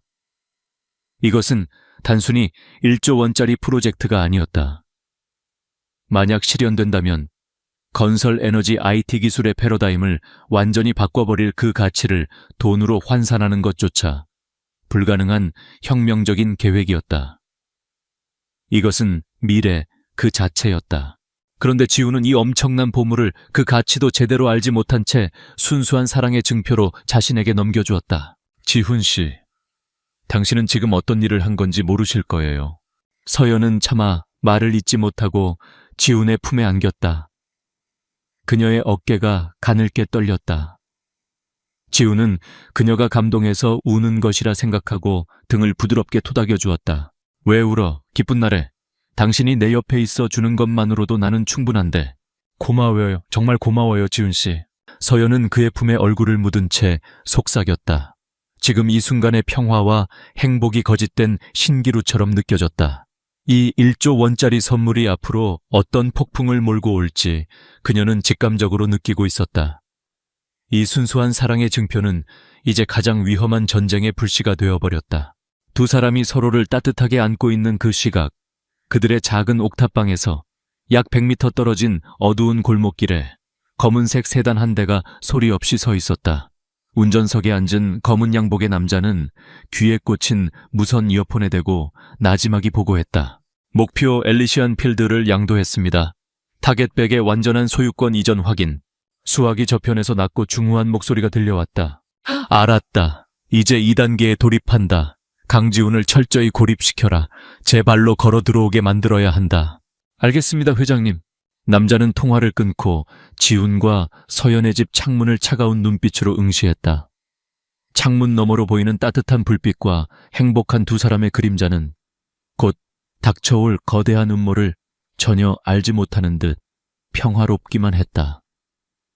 서울의 밤은 깊어지고 있었고 평범한 건축가 강지훈의 운명은 그가 가장 사랑하는 아내에게 바친 최고의 선물로 인해 거대한 폭풍의 눈 속으로 빨려 들어가고 있었다. 결혼기념일의 달콤한 여운이 차에 가시지 않은 며칠이 지났다. 강지훈은 그날 이후로 오히려 마음이 가벼워진 것을 느꼈다. 자신의 가장 큰 꿈이자 무거운 짐이었던 엘리시안 필드를 아내에게 선물한 것은 그 꿈의 무게를 함께 나누는 행위처럼 느껴졌다. 이제 그 꿈은 더 이상 그 혼자만의 것이 아니었다. 세상에서 가장 사랑하는 사람과 함께 꾸는 꿈이 되었다. 그런 생각에 그는 출근길 발걸음마저 경쾌했다. 그가 몸담고 있는 공간 건축사무소는 서울의 번화가 한쪽에 자리 잡은 작은 회사였다. 직원은 대표인 박 부장을 포함해 고작 5명. 하지만 모두가 자신의 일에 자부심을 가지고 똘똘 뭉친 가족 같은 분위기의 회사였다. 예호강 실장 왔나? 박 부장이 사무실에 들어서는 지훈을 보고 아는 척을 했다. 하지만 그의 표정이 어딘가 심상치 않았다. 평소에 호탕한 웃음기는 온데간데 없고 걱정과 불안이 뒤섞인 얼굴이었다. 부장님 무슨 일 있으세요? 안색이 안 좋으신데. 지훈의 물음에 박 부장은 깊은 한숨을 내쉬며 자신의 사무실로 오라는 손짓을 했다. 불길한 예감이 지훈의 등줄기를 스쳤다. 앉으게 강 실장. 박 부장은 굳은 얼굴로 입을 열었다. 자네 프로젝트 말이야. 엘리시안 필드. 어떻게 된 건지는 모르겠는데 그게 외부로 새어나간 것 같아. 네, 그게 무슨 말씀이세요? 그 프로젝트는 제 개인 작업이고 아는 사람은 부장님밖에 없는데요. 지훈의 심장이 쿵 내려앉았다. 박 부장은 지훈의 오랜 스승이자 아버지 같은 존재였기에 그에게만 자신의 꿈을 털어놓았었다. 나도 미치겠네. 그런데 어제 연락이 왔어. 태하건설에서. 태하건설이요. 지훈의 눈이 커졌다. 태하건설은 대한민국 굴지의 대기업이었다. 공격적인 인수합병과 무자비한 사업 방식으로 악명이 높은 그들이 몸담고 있는 업계의 포식자였다. 그런 거대 기업이 자신 같은 무명 건축가의 프로젝트에 무슨 일로 그래 태하건설. 그쪽 법무팀에서 직접 연락이 왔어. 엘리시안 필드에 대해 논의하고 싶다고 하더군. 대체 어떻게 한 건지 모르겠어. 박 부장은 머리를 감싸쥐었다. 그 순간 지훈의 머릿속에는 결혼기념일 밤 아내에게 했던 말이 스쳐 지나갔다. 사람들은 이런 프로젝트의 가치가 최소 1조 원은 될 거라고 하더군. 설마 그 말이 현실이 된 걸까? 하지만 어떻게 불길한 예감은 오래지 않아 현실이 되었다. 다음 날 태하건설 법무팀으로부터 공식적인 서한이 도착했다.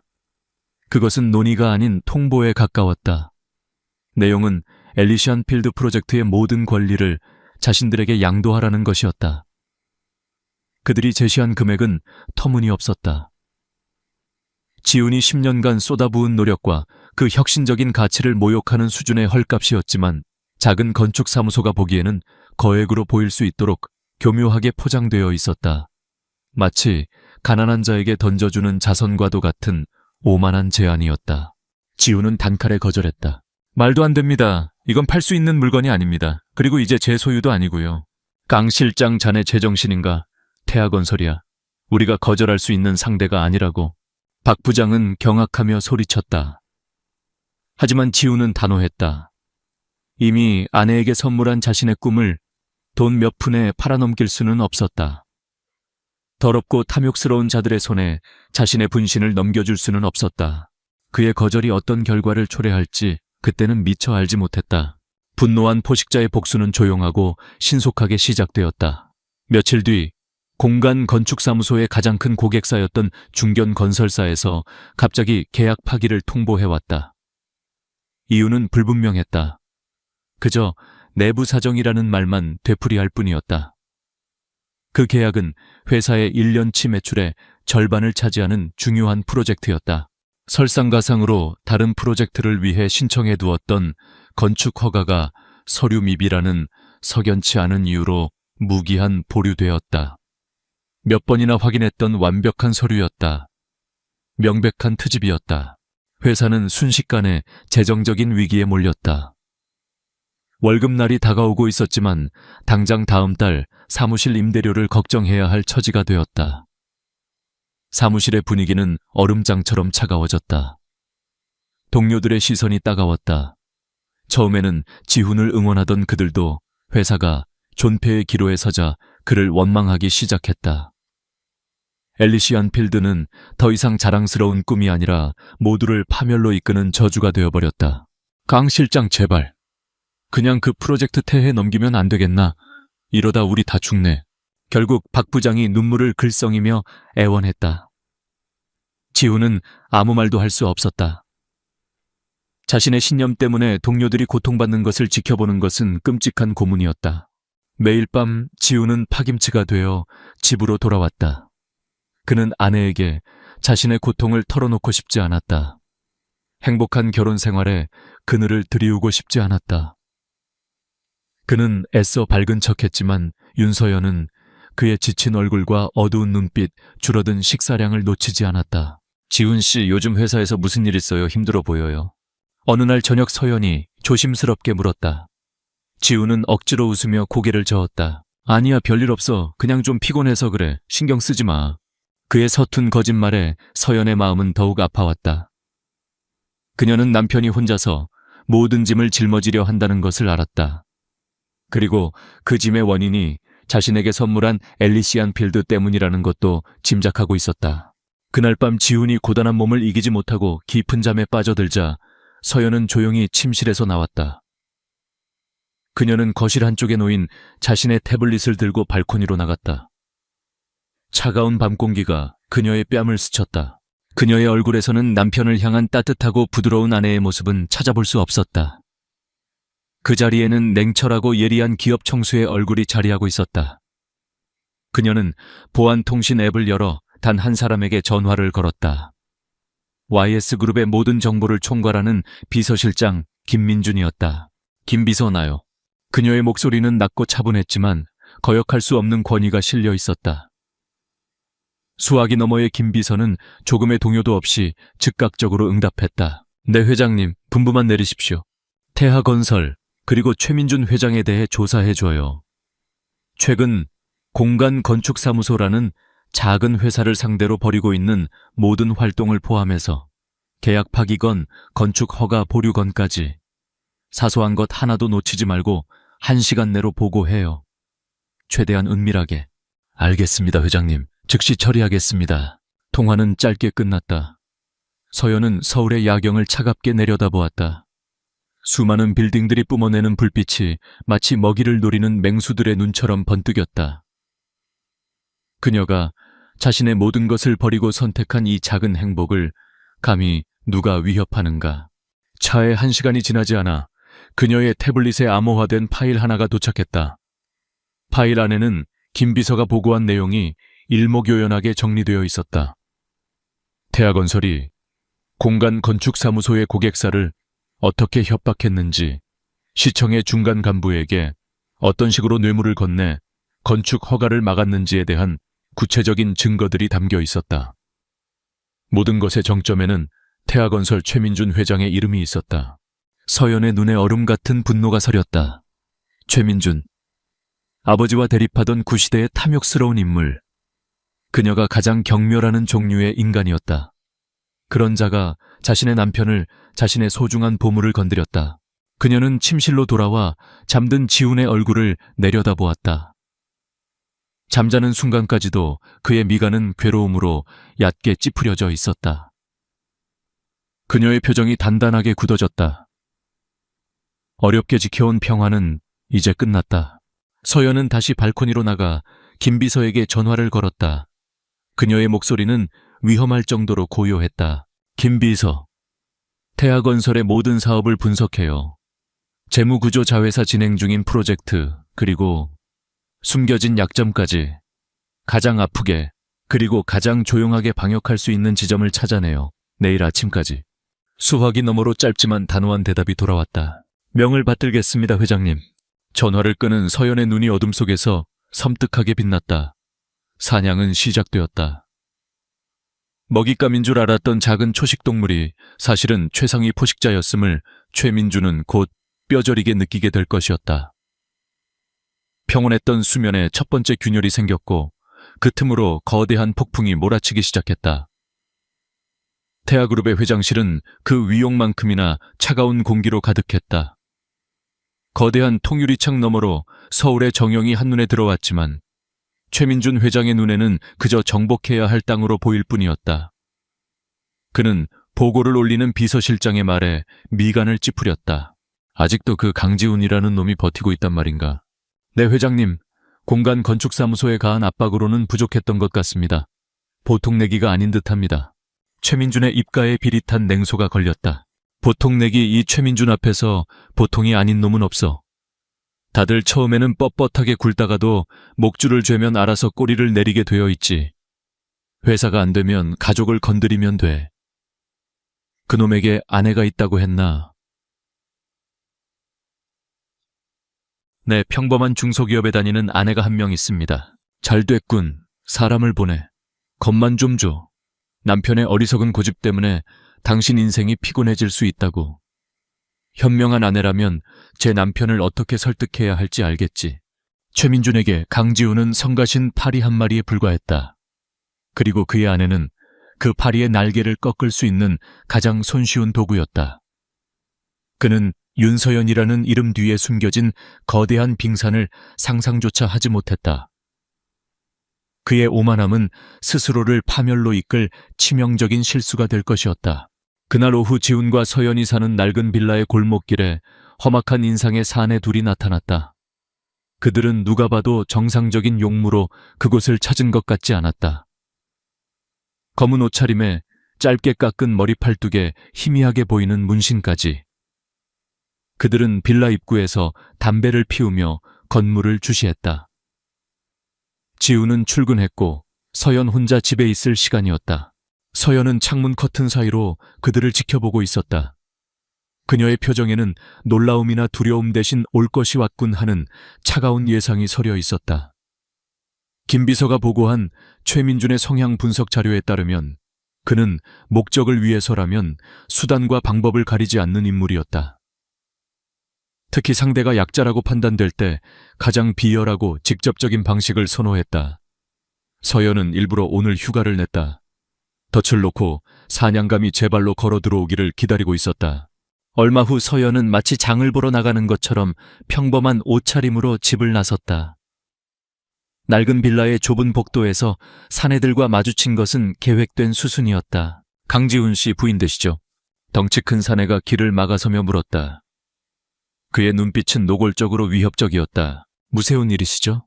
서연은 살짝 겁먹은 듯한 평범한 주부의 목소리로 대답했다. 그녀의 연기는 완벽했다. 남편분 때문에 여러 사람이 피곤해졌어. 그 잘난 프로젝트인지 뭔지 당장 태아건설에 넘기라고 전해요.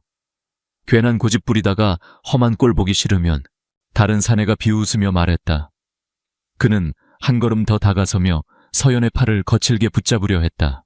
말귀를 못 알아듣나 좋게 말할 때 바로 그 순간이었다.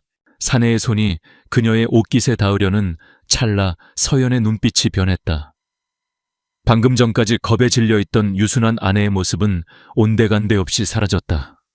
그 자리에는 극도로 단련된 포식자의 얼음 같은 냉기가 서렸다.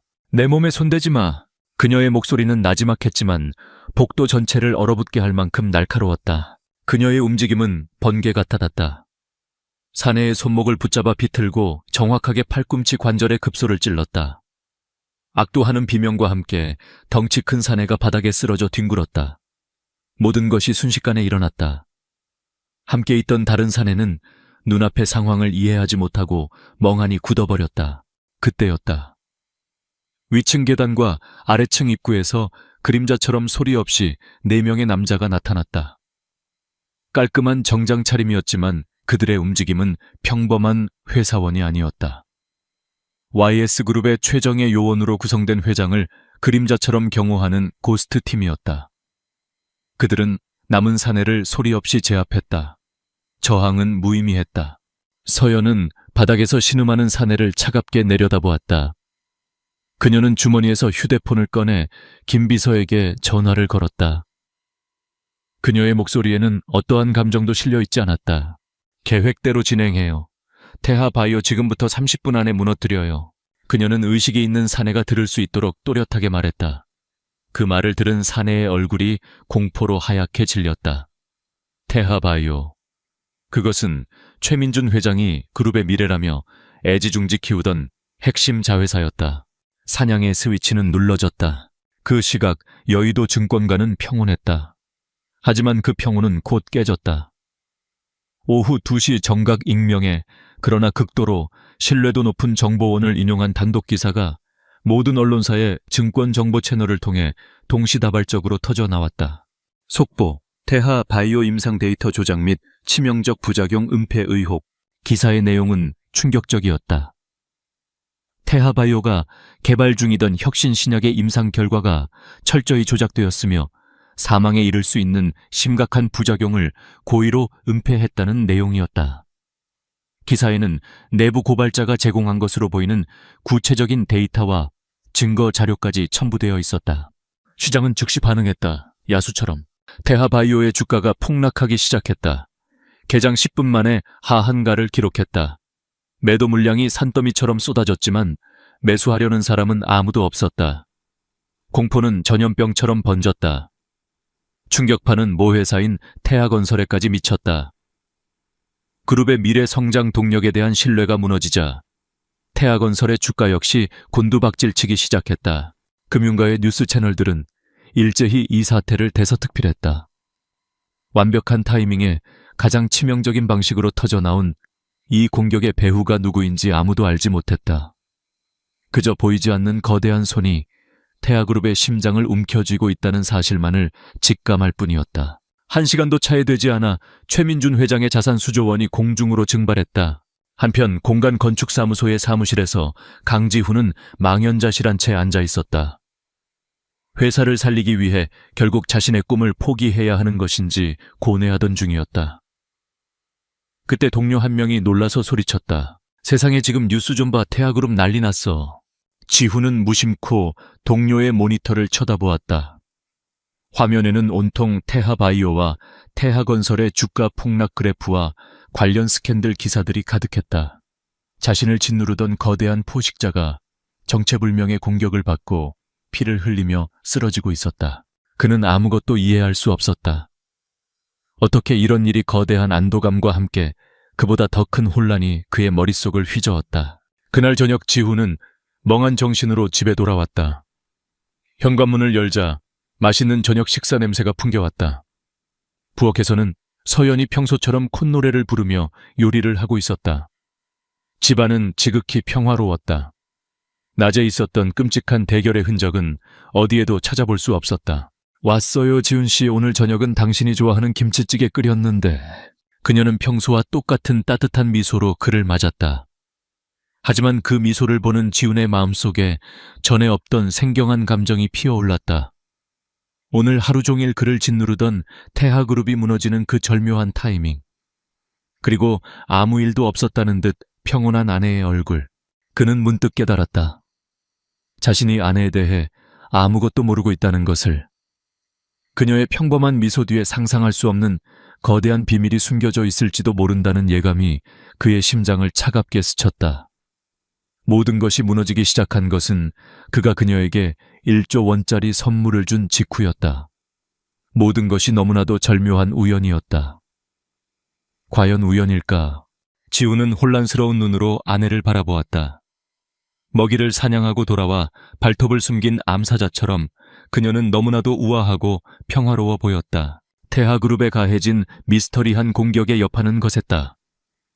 대한민국 재계는 벌집을 쑤셔놓은 듯 시끄러웠다. 모두가 보이지 않는 공격자의 정체를 궁금해했지만 그 어떤 흔적도 찾을 수 없었다. 공격은 외과수술처럼 정교했고 유령처럼 흔적이 없었다. 분노에 찬 최민준 회장은 자신의 모든 정보망을 동원해 배후를 캐려 했지만 모든 길은 막다른 골목으로 이어졌다. 그는 어둠 속에서 자신을 비웃는 정체불명의 적 때문에 미쳐버릴 지경이었다. 반면 공간 건축사무소에는 기적 같은 평화가 찾아왔다. 하루아침에 모든 압박이 사라졌다. 계약을 파기했던 고객사는 이제 제발 다시 계약해달라며 박 부장에게 매달렸다. 무기한 보류되었던 건축 허가는 놀라운 속도로 처리되어 당일 바로 승인이 떨어졌다. 사무실의 분위기는 축제와 같았다. 동료들은 지훈을 행운의 부적이라며 칭송했다. 강 실장 자네 정말 대단해. 자네가 태해에 굴복하지 않으니까 하늘이 도운 거야. 박 부장은 지훈의 등을 두드리며 호탕하게 웃었다. 하지만 지훈은 웃을 수 없었다.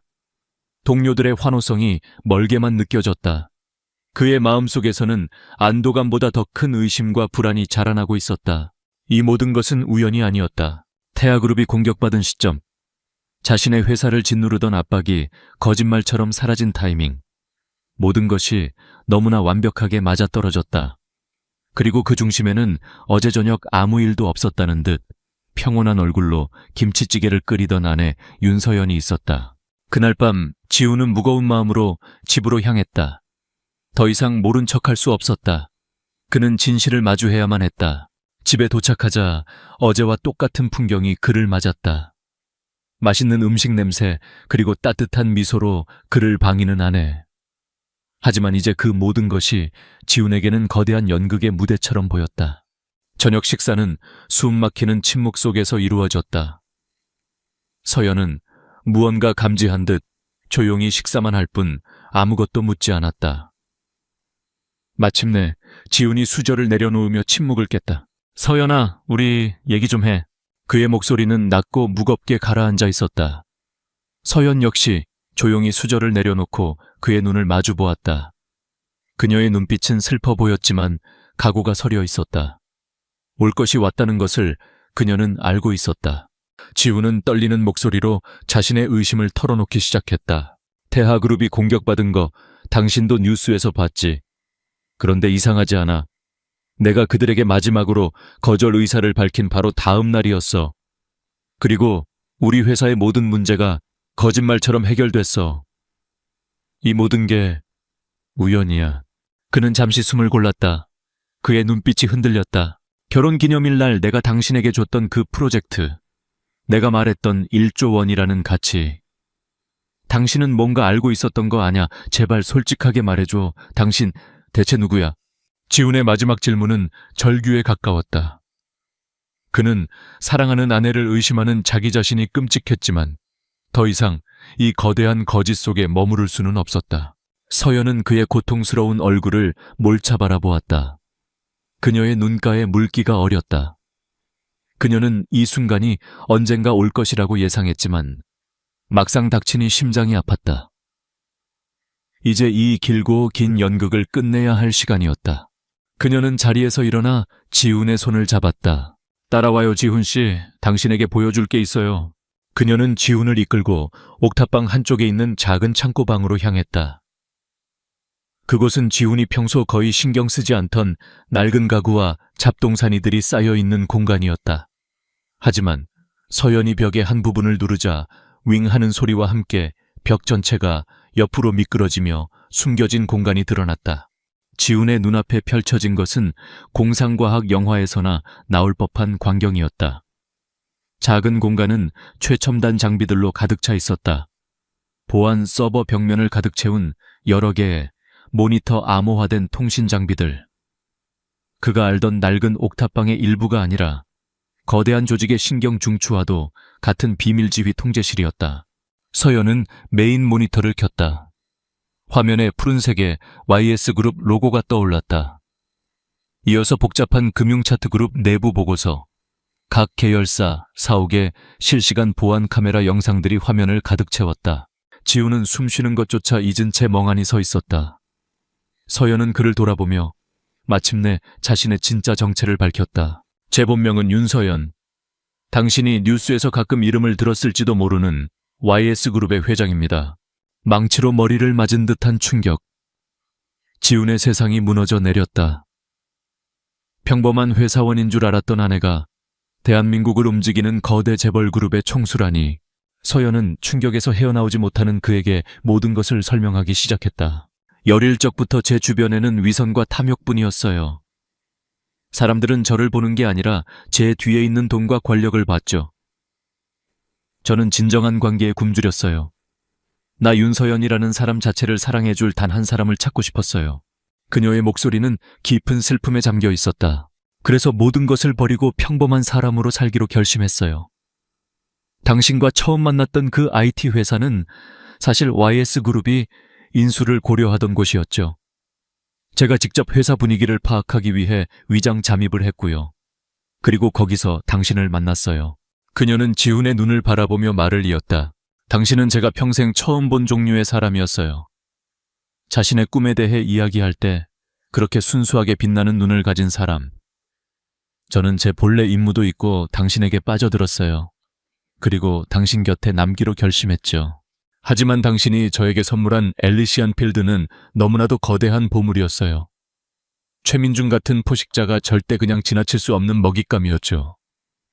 그가 당신을 협박하고 마침내 저까지 건드렸을 때 저는 선택해야만 했어요.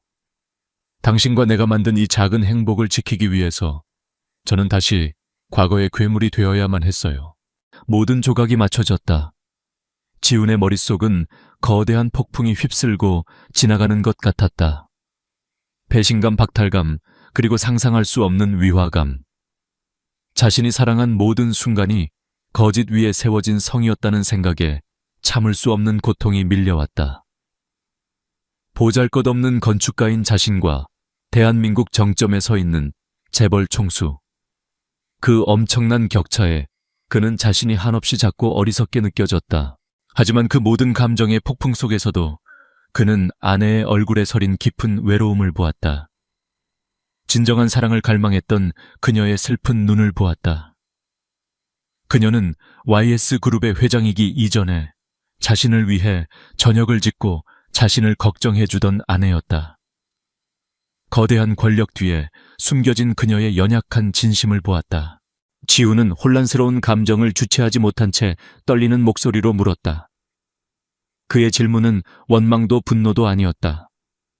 그저 깊은 슬픔과 혼란이었다. 그럼 우리가 함께한 모든 시간은 뭐였어? 그의 질문이 최첨단 장비로 가득한 차가운 방 안에 무겁게 내려앉았다. 진실은 밝혀졌지만 두 사람의 관계는 이제 막 새로운 그리고 훨씬 더 복잡하고 위험한 현실의 벼랑 끝에 서 있었다. 강지훈의 고통스러운 질문은 차가운 지휘 통제실의 공기 속에 화석처럼 굳어버렸다. 윤서연은 그를 바라보며 그의 세상이 무너져 내리는 소리를 들었다. 그녀는 천천히 다가가 그의 뺨을 감쌌다. 우리가 함께한 모든 시간은 내 인생의 유일한 진실이었어요, 지훈 씨. 회장이라는 직함도 YS그룹의 재산도 모두 버릴 수 있었지만 당신과 함께했던 그 평범한 행복만큼은 버릴 수 없었어요. 그래서 거짓말을 했어요. 미안해요. 그녀의 진심 어린 고백에 지훈의 마음속을 휘젓던 분노와 배신감의 폭풍이 조금씩 잦아들었다. 하지만 그 자리를 채운 것은 더 깊은 혼란과 상실감이었다. 그 후 며칠간 두 사람 사이에는 보이지 않는 벽이 세워졌다. 같은 공간에서 잠을 자고 식사를 했지만 그들은 마치 서로 다른 세상에 사는 이방인 같았다. 지훈은 자신의 감정을 정리할 시간이 필요했고 서연은 묵묵히 그 시간을 기다려 주었다. 한편 거의 반쯤 미쳐가던 최민준 회장은 마침내 신락 같은 단서를 찾아냈다. 태하 바이오를 공격한 정보의 출처를 역추적하는 과정에서 YS그룹의 해외 페이퍼 컴퍼니의 희미한 흔적을 발견한 것이다. 그리고 그 모든 것을 연결하자 믿을 수 없는 결론이 도출되었다. 윤서연, YS그룹의 유령 회장. 그 계집애가 감히 나를 공격해. 최민준의 사무실에서 야수 같은 포효가 터져 나왔다. 충격은 곧 뒤틀린 희열로 바뀌었다.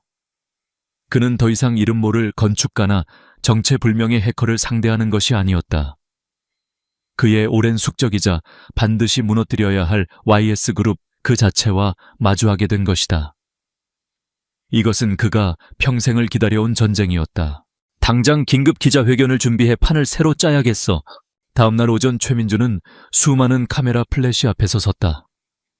그는 증거도 없이 윤서연을 직접 공격하는 어리석은 짓은 하지 않았다. 대신 훨씬 더 교활하고 악랄한 방식으로 선전포고를 했다. 존경하는 국민 여러분, 최근 저희 태아그룹에 가해진 비정상적인 시장 교란 행위는 대한민국 경제의 근간을 흔드는 심각한 범죄입니다. 저희는 이 배후에 업계의 질서를 파괴하려는 무책임한 세력이 있다고 판단하고 있습니다. 이에 태아그룹은 대한민국 경제의 안정과 발전을 위해 YS그룹에 대한 적대적 인수합병을 공식적으로 선언하는 바입니다. 전쟁은 공개적으로 시작되었다. 최민준은 YS그룹을 경영 능력이 부재한 불안정한 기업으로 매도하며 자신의 탐욕을 시장 안정이라는 명분으로 포장했다. 이 뉴스는 순식간에 전국으로 퍼져나갔고 당연히 서연과 지훈에게도 전달되었다. 서연은 더 이상 유령처럼 숨어 있을 수 없었다. 그녀는 YS그룹 본사에 긴급 이사회 소집을 명령했다. 수년 만에 그룹의 전설 속에만 존재하던 회장님이 모습을 드러냈다. 윤서연이 YS 타워 로비에 들어서는 순간 모든 직원들의 시간이 멈춘 듯했다. 평범한 옷차림이었지만 그녀에게서는 감히 범접할 수 없는 아우라가 뿜어져 나왔다. 이사회 회의실의 공기는 팽팽한 긴장감으로 가득했다. 서연은 회의 테이블 상석에 앉아 냉철하고 명료한 목소리로 임원들에게 상황을 설명했다. 그녀의 모습 어디에도 지훈의 작고 따뜻한 집에서 저녁을 준비하던 아내의 흔적은 없었다. 그곳에는 거대한 제국을 이끄는 카리스마 넘치는 군주만이 존재했다. 조혜민준이 전쟁을 원했으니 우리는 그에게 지옥을 선물할 겁니다. 지금부터 YS그룹은 전시체제에 돌입합니다. 모든 역량을 동원해 태아그룹의 공격을 방어하고 동시에 적의 심장을 파괴할 방역을 준비하십시오. 그녀의 선언에 임원들의 눈에 불이 붙었다. 잠자던 사자의 군단이 깨어나는 순간이었다. 지훈은 이 모든 광경을 TV뉴스로 지켜보고 있었다. 화면 속에서 수많은 사람들을 이끌며 당당하게 서 있는 아내의 모습. 그는 더 이상 혼란과 자기 연민에 빠져 있을 수 없다는 것을 깨달았다. 자신의 고통과 상처는 지금 이 거대한 전쟁 앞에서 사치에 불과했다. 그가 사랑하는 여자가 홀로 전장에 서 있었다. 이제 그가 선택할 길은 하나뿐이었다. 도망치는 것이 아니라 그녀의 곁에서 함께 싸우는 것. 그는 며칠 밤낮으로 YS그룹과 태아그룹에 대한 모든 자료를 미친 듯이 파고들었다. 그리고 마침내 결심을 굳힌 그는 먼지 쌓인 포트폴리오를 들고 집을 나섰다. 그가 향한 곳은 그들의 작은 옥탑방이 아니라 서울의 중심에서 빛나고 있는 YS타워의 최상층 그룹의 전쟁 지휘본부였다. 지휘본부의 문을 열고 들어서자 수십 명의 전문가들이 분주하게 움직이고 있었다. 서연은 중앙 스크린 앞에 서서 보고를 받고 있었다. 지훈을 발견한 그녀의 눈이 살짝 흔들렸다. 지훈은 감정을 내세우지 않았다. 그는 전략가의 얼굴로 그녀에게 다가가 엘리시안 필드 포트폴리오를 테이블 위에 펼쳐놓았다. 최민준이 처음부터 원했던 게 내 프로젝트라면 이걸 우리의 무기로 씁시다. 서연과 지휘본부의 모든 시선이 그에게로 쏠렸다. 지훈은 더 이상 꿈을 말하는 몽상가가 아니었다.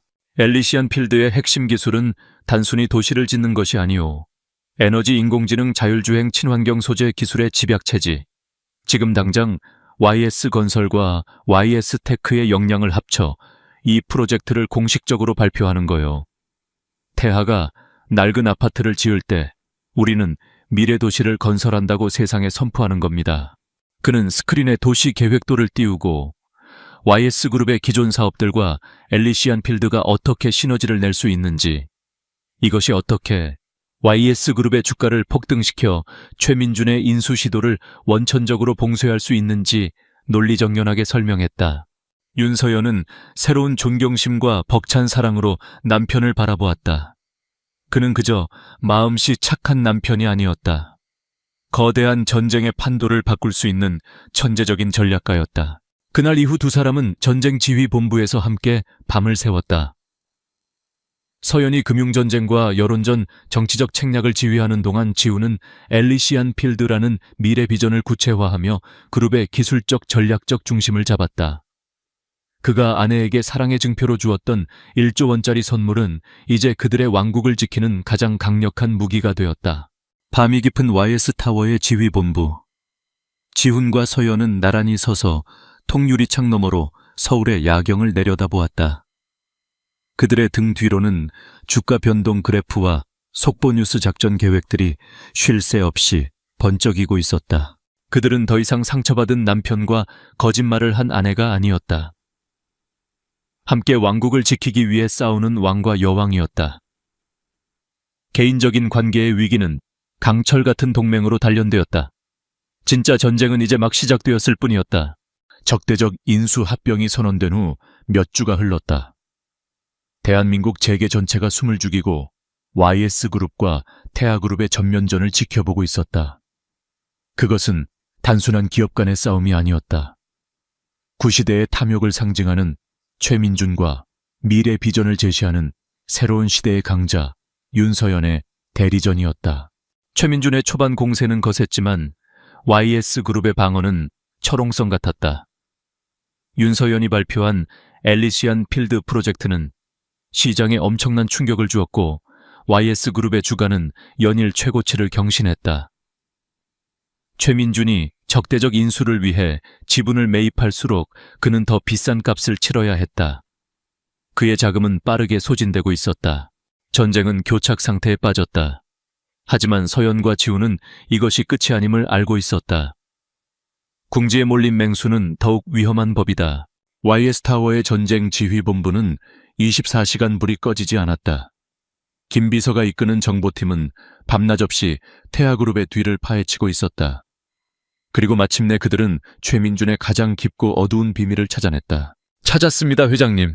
김 비서가 흥분을 감추지 못한 채 서연과 지훈 앞에 자료를 펼쳐 보였다. 그것은 최민준이 수십 년간 관리해온 거대한 불법 비자금 네트워크의 전모였다. 수많은 유령 회사를 통해 정부 공사 입찰을 조작하고 하청업체를 쥐어짜서 조성한 천문학적인 규모의 검은 돈. 최민준의 왕국을 지탱하는 진짜 기둥이었다. 이것만 터뜨리면 최민준은 바로 구속입니다. 한 임원이 말했지만 지훈은 고개를 저었다. 그의 눈은 그 누구보다 차갑고 전략적으로 빛나고 있었다. 그를 감옥에 보내는 것만으로는 부족해요. 최민준 같은 인간은 죗값을 치르더라도 언젠가 다시 기어 나올 겁니다. 그의 제국 전체를 그가 평생 쌓아 올린 모든 것을 그의 눈앞에서 무너뜨려야 합니다. 다시는 재기할 수 없도록. 모두의 시선이 지훈에게 쏠렸다. 그는 서연을 바라보며 자신의 계획을 설명하기 시작했다. 비자금의 존재를 폭로하는 대신 그것을 미끼로 사용하자는 것이었다. 우리가 완벽한 함정을 파는 겁니다. 최민준이 거부할 수 없는 너무나도 달콤한 가짜 투자 기회를 만들어서 그가 자신의 검은 돈을 전부 쏟아붓게 만드는 거죠. 작전명은 이카루스의 날개였다. 태양이 아니라 땅으로 추락하게 만들 날개. YS그룹의 정예팀은 세상에서 가장 정교한 사기극을 준비하기 시작했다. 그들은 동남아시아의 한 개발도상국에 대규모 신도시를 건설하는 가짜 프로젝트를 만들었다. 현지 정부에 위조된 사업 승인 서류, 가짜 현지 법인, 그리고 그럴듯한 사업 계획서까지 모든 것이 완벽했다. 이 프로젝트는 막대한 초기 현금 투자를 요구하도록 설계되었다. 오직 불법 비자금으로만 감당할 수 있는 규모였다. 그리고 그들은 태아그룹 내부에 심어놓은 정보원을 통해 이 비밀 프로젝트 정보를 최민준의 귀에 흘려보냈다. 마치 YS그룹이 비밀리에 추진하던 사업을 가로챌 수 있는 절호의 기회인 것처럼 보이게 했다. 미끼는 던져졌다. 예상대로 자금난과 조급함에 눈이 먼 최민준은 미끼를 물었다. 그는 이것이 YS그룹의 숨통을 끊고 전세를 역전시킬 수 있는 신의 한 수라고 확신했다. 그는 자신의 비밀 금고를 열어 수십 년간 모아온 모든 검은 돈을 동원하라고 지시했다. 그의 얼굴에는 탐욕스러운 승리자의 미소가 떠올랐다. 그 거대한 불법 자금이 YS그룹이 만들어 놓은 유령 회사로 송금되는 순간 그는 스스로 자신의 묘비명을 새기고 있었다. 며칠 후 윤서연은 시장 불안정성에 따른 기업의 미래논이라는 명분을 내세워 태아그룹의 임시 주주총회를 소집했다. 그동안 YS그룹이 조용히 매입해온 지분으로 충분히 가능한 일이었다. 주주총회장. 최민준은 의기양양한 모습으로 나타났다. 그는 오늘 이 자리에서 YS그룹의 몰락과 자신의 위대한 승리를 선포할 생각에 부풀어 있었다. 주주들과 기자들 앞에서 그는 태아그룹의 비전을 역설하기 시작했다. 그때 윤서연이 그의 말을 끊었다. 그녀는 지훈과 함께 단상으로 걸어 나왔다. 초해민준 회장님, 해외 신도시 사업 진출을 축하드립니다. 자금은 순조롭게 조달하셨습니까? 최민준의 얼굴이 순간 굳어졌다. 그녀가 어떻게... 하지만 놀란 것은 그뿐만이 아니었다. 서연의 말이 끝나자마자 주주총회장 뒤편에 거대한 스크린이 켜졌다. 스크린에 나타난 것은 최민준의 비자금 네트워크 전체를 보여주는 도표였다. 그리고 이어지는 영상. 바로 몇 시간 전 최민준이 자신의 비밀 사무실에서 거액의 불법 자금을 송금하라고 지시하는 모습. 그리고 그 돈이 수많은 유령 회사를 거쳐 YS그룹이 만든 가짜 회사로 흘러들어가는 모든 경로가 생생하게 중계되었다. 빼도 박도 못하는 완벽한 증거였다. 저건... 최민준은 비명을 질렀다. 주주총회장은 아수라장이 되었다. 주주들의 고함, 기자들의 카메라 플래시 경악과 분노가 뒤섞인 아우성. 최민준의 얼굴은 잿빛으로 변했다. 그는 완벽하게 함정에 빠졌음을 깨달았다. 그가 무슨 말이라도 하려는 순간 주주총회장의 문이 거칠게 열렸다. YS그룹의 제보를 받고 대기하고 있던 검찰 수사관들이 들이닥쳤다. 초해민준 씨 특정경제범죄 가중치 어벌법상 횡령 및 배임범죄 수의 근닉 규제법 위반 혐의로 긴급 체포합니다. 당신은 묵비권을 행사할 수 있고 변호사를 선임할 권리가 있습니다. 차갑게 빛나는 수갑이 그의 손목에 채워졌다. 한때 대한민국 재계를 호령하던 제왕의 몰락이었다. 검사들에게 끌려나가면서 최민준은 믿을 수 없다는 듯 증오와 분노가 가득한 눈으로 윤서연과 강지훈을 노려보았다. 윤서연은 승리자의 미소 대신 차가운 끝맺음의 눈빛으로 그를 마주 보았다. 지훈은 그런 그녀의 어깨를 가만히 감싸쥐었다. 완벽한 함정에 덫은 닫혔다. 구시대의 탐욕스러운 왕은 그렇게 자신이 평생 쌓아 올린 성의 폐허 속에서 무너져 내렸다. 최민준의 시대는 그렇게 막을 내렸다. 그의 체포는 대한민국 사회에 거대한 파장을 일으켰다. 태아그룹의 몰락은 단순한 한 기업의 종말이 아니었다. 부패와 정경유착으로 얼룩진 구시대의 종언을 알리는 상징적인 사건이었다. YS그룹은 혼란에 빠진 태아그룹의 핵심 자산들을 합법적인 절차를 통해 인수하며 명실상부한 업계의 절대 강자로 우뚝 섰다. 전쟁은 끝났다.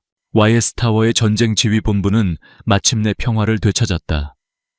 쉴 새 없이 번쩍이던 모니터들은 꺼지고 팽팽한 긴장감으로 가득했던 공간에는 고요한 안도감이 흘렀다. 윤서연은 회장으로서 전후 처리를 완벽하게 마무리했다. 그녀의 리더십 아래 YS그룹은 새로운 시대를 향한 힘찬 발걸음을 내디뎠다. 그리고 강지훈, 그는 더 이상 이름 없는 건축가가 아니었다. 엘리시안 필드 프로젝트는 YS그룹의 공식적인 미래 핵심 사업으로 선정되었고, 그는 신설된 미래도시개발본부의 본부장으로 임명되었다. 그가 아내에게 사랑의 증표로 건넸던 1조 원짜리 선물은 이제 그의 손으로 직접 실현될 기회를 얻게 된 것이다. 모든 것이 제자리를 찾은 어느 맑은 날 오후, 지훈과 서연은 YS타워의 최상층, 이제는 조용해진 옛 지휘본부에 나란히 서 있었다. 통유리창 너머로 펼쳐진 서울의 풍경은 그 어느 때보다 평화로워 보였다. 두 사람 사이에는 한동안 침묵이 흘렀다. 그것은 더 이상 어색하거나 불편한 침묵이 아니었다. 거대한 폭풍을 함께 헤쳐나온 전우이자 동반자만이 나눌 수 있는 깊은 이해와 신뢰가 담긴 평온한 침묵이었다. 먼저 입을 연 것은 지훈이었다. 이제 당신은 계속 YS그룹의 회장으로 사는 거야. 그의 목소리에는 원망이나 아쉬움이 아닌 순수한 궁금증이 담겨 있었다. 서연은 지훈을 돌아보며 부드럽게 미소 지었다. 그 미소는 더 이상 자신을 감추기 위한 가면이 아니었다. 아니요, 저는 다시 평범한 윤서연으로 돌아갈 거예요. 당신의 아내로. 지훈의 눈이 놀라움으로 커졌다. 그게 무슨 말이야? 이 모든 걸 다시 버리겠다고? 서연은 고개를 저었다. 배우리는 게 아니에요. 제자리를 찾아가는 거죠. 저는 뛰어난 경영자가 아니에요. 그저 당신과 함께하는 평범한 삶을 지키고 싶었을 뿐이에요. YS그룹에는 저보다 훨씬 유능한 전문 경영인들이 많아요. 저는 이사회의 의장으로서 큰 방향만 제시하고 일상적인 경영은 그들에게 맡길 생각이에요. 그녀는 지훈의 손을 잡았다. 그녀의 손은 따뜻했다. 제 진짜 자리는 회장실의 화려한 의자가 아니라 당신과 함께 저녁을 준비하는 우리 집 부엌이에요. 그게 제가 평생 꿈꿔왔던 삶이니까. 지훈은 아무 말도 할 수 없었다. 그는 그저 아내를 자신의 품에 가득 안았다. 거대한 전쟁의 승리보다, 수조 원의 자산보다 지금 이 순간 아내의 진심이 그에게는 더 큰 감동으로 다가왔다. 그가 사랑했던 여자는 변하지 않았다. 그녀는 여전히 그의 따뜻하고 현명한 아내 윤서연이었다. 며칠 뒤 지훈과 서연은 다시 그들의 작은 옥탑방으로 돌아왔다. YS타워의 화려한 펜트하우스가 아닌 낡고 소박하지만 그들의 사랑이 시작된 곳으로. 지훈은 출근 준비를 하는 서연을 보며 물었다.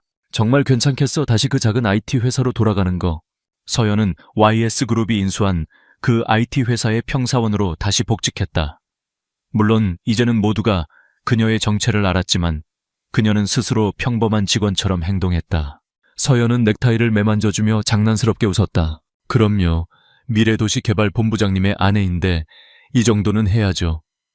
그리고 전 아직도 당신이 제 앞에서 긴장해서 설계 도면을 떨어뜨리던 그 순간을 잊을 수 없어요. 그 순수했던 강지훈 씨를 다시 만나러 가는 길이 얼마나 설레는데요. 두 사람은 서로를 보며 웃었다. 모든 상처와 오해는 씻겨나가고 그들의 사랑은 이전보다 더욱 단단하고 깊어졌다. 그날 저녁 지훈은 퇴근길에 작은 꽃다발을 샀다. 집에 돌아오자 서연이 평소처럼 맛있는 저녁 식사를 준비해놓고 그를 기다리고 있었다. 모든 것이 처음으로 돌아간 것 같았다. 아니, 처음보다 더 완전해졌다.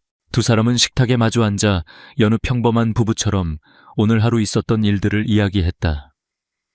지훈은 자신의 본부에서 엘리시안 필드의 첫 삽을 뜰 부지를 선정했다고 신나게 이야기했고, 서연은 회사에서 있었던 소소한 에피소드들을 이야기하며 웃었다. 식사가 끝난 후 지훈은 꽃다발을 그녀에게 건넸다. 결혼기념일 선물이야. 좀 늦었지만. 서연은 활짝 웃으며 꽃을 받아들었다. 고마워요. 그런데 진짜 1조 원짜리 선물은 따로 있잖아요. 그녀는 지훈의 손 위에 자신의 손을 포겠다. 당신이 나에게 준 최고의 선물은 엘리시안 필드가 아니었어요. 당신의 전부를 기꺼이 내어주었던 그 순수한 마음. 그리고 어떤 상황에서도 서로를 믿고 지켜주었던 우리의 사랑. 그게 진짜 1조 원짜리, 아니 돈으로 환산할 수 없는 진짜 자산이었어요. 지훈은 그녀의 말을 들으며 깨달았다. 그렇다. 그들이 함께 겪었던 모든 시련과 역경은 결국 그들의 사랑이 얼마나 위대한 가치를 지녔는지 확인시켜주는 과정이었을 뿐이다. 두 사람은 나란히 창가에 서서 서울의 야경을 내려다보았다. 수많은 불빛 속에서 그들의 작은 옥탑방에서 새어나오는 불빛이 가장 따뜻하고 밝게 빛나고 있었다. 그 불빛 아래 세상에서 가장 특별한 사랑을 지켜낸 평범한 부부가 서로에게 기댄 채 새로운 미래를 함께 꿈꾸고 있었다.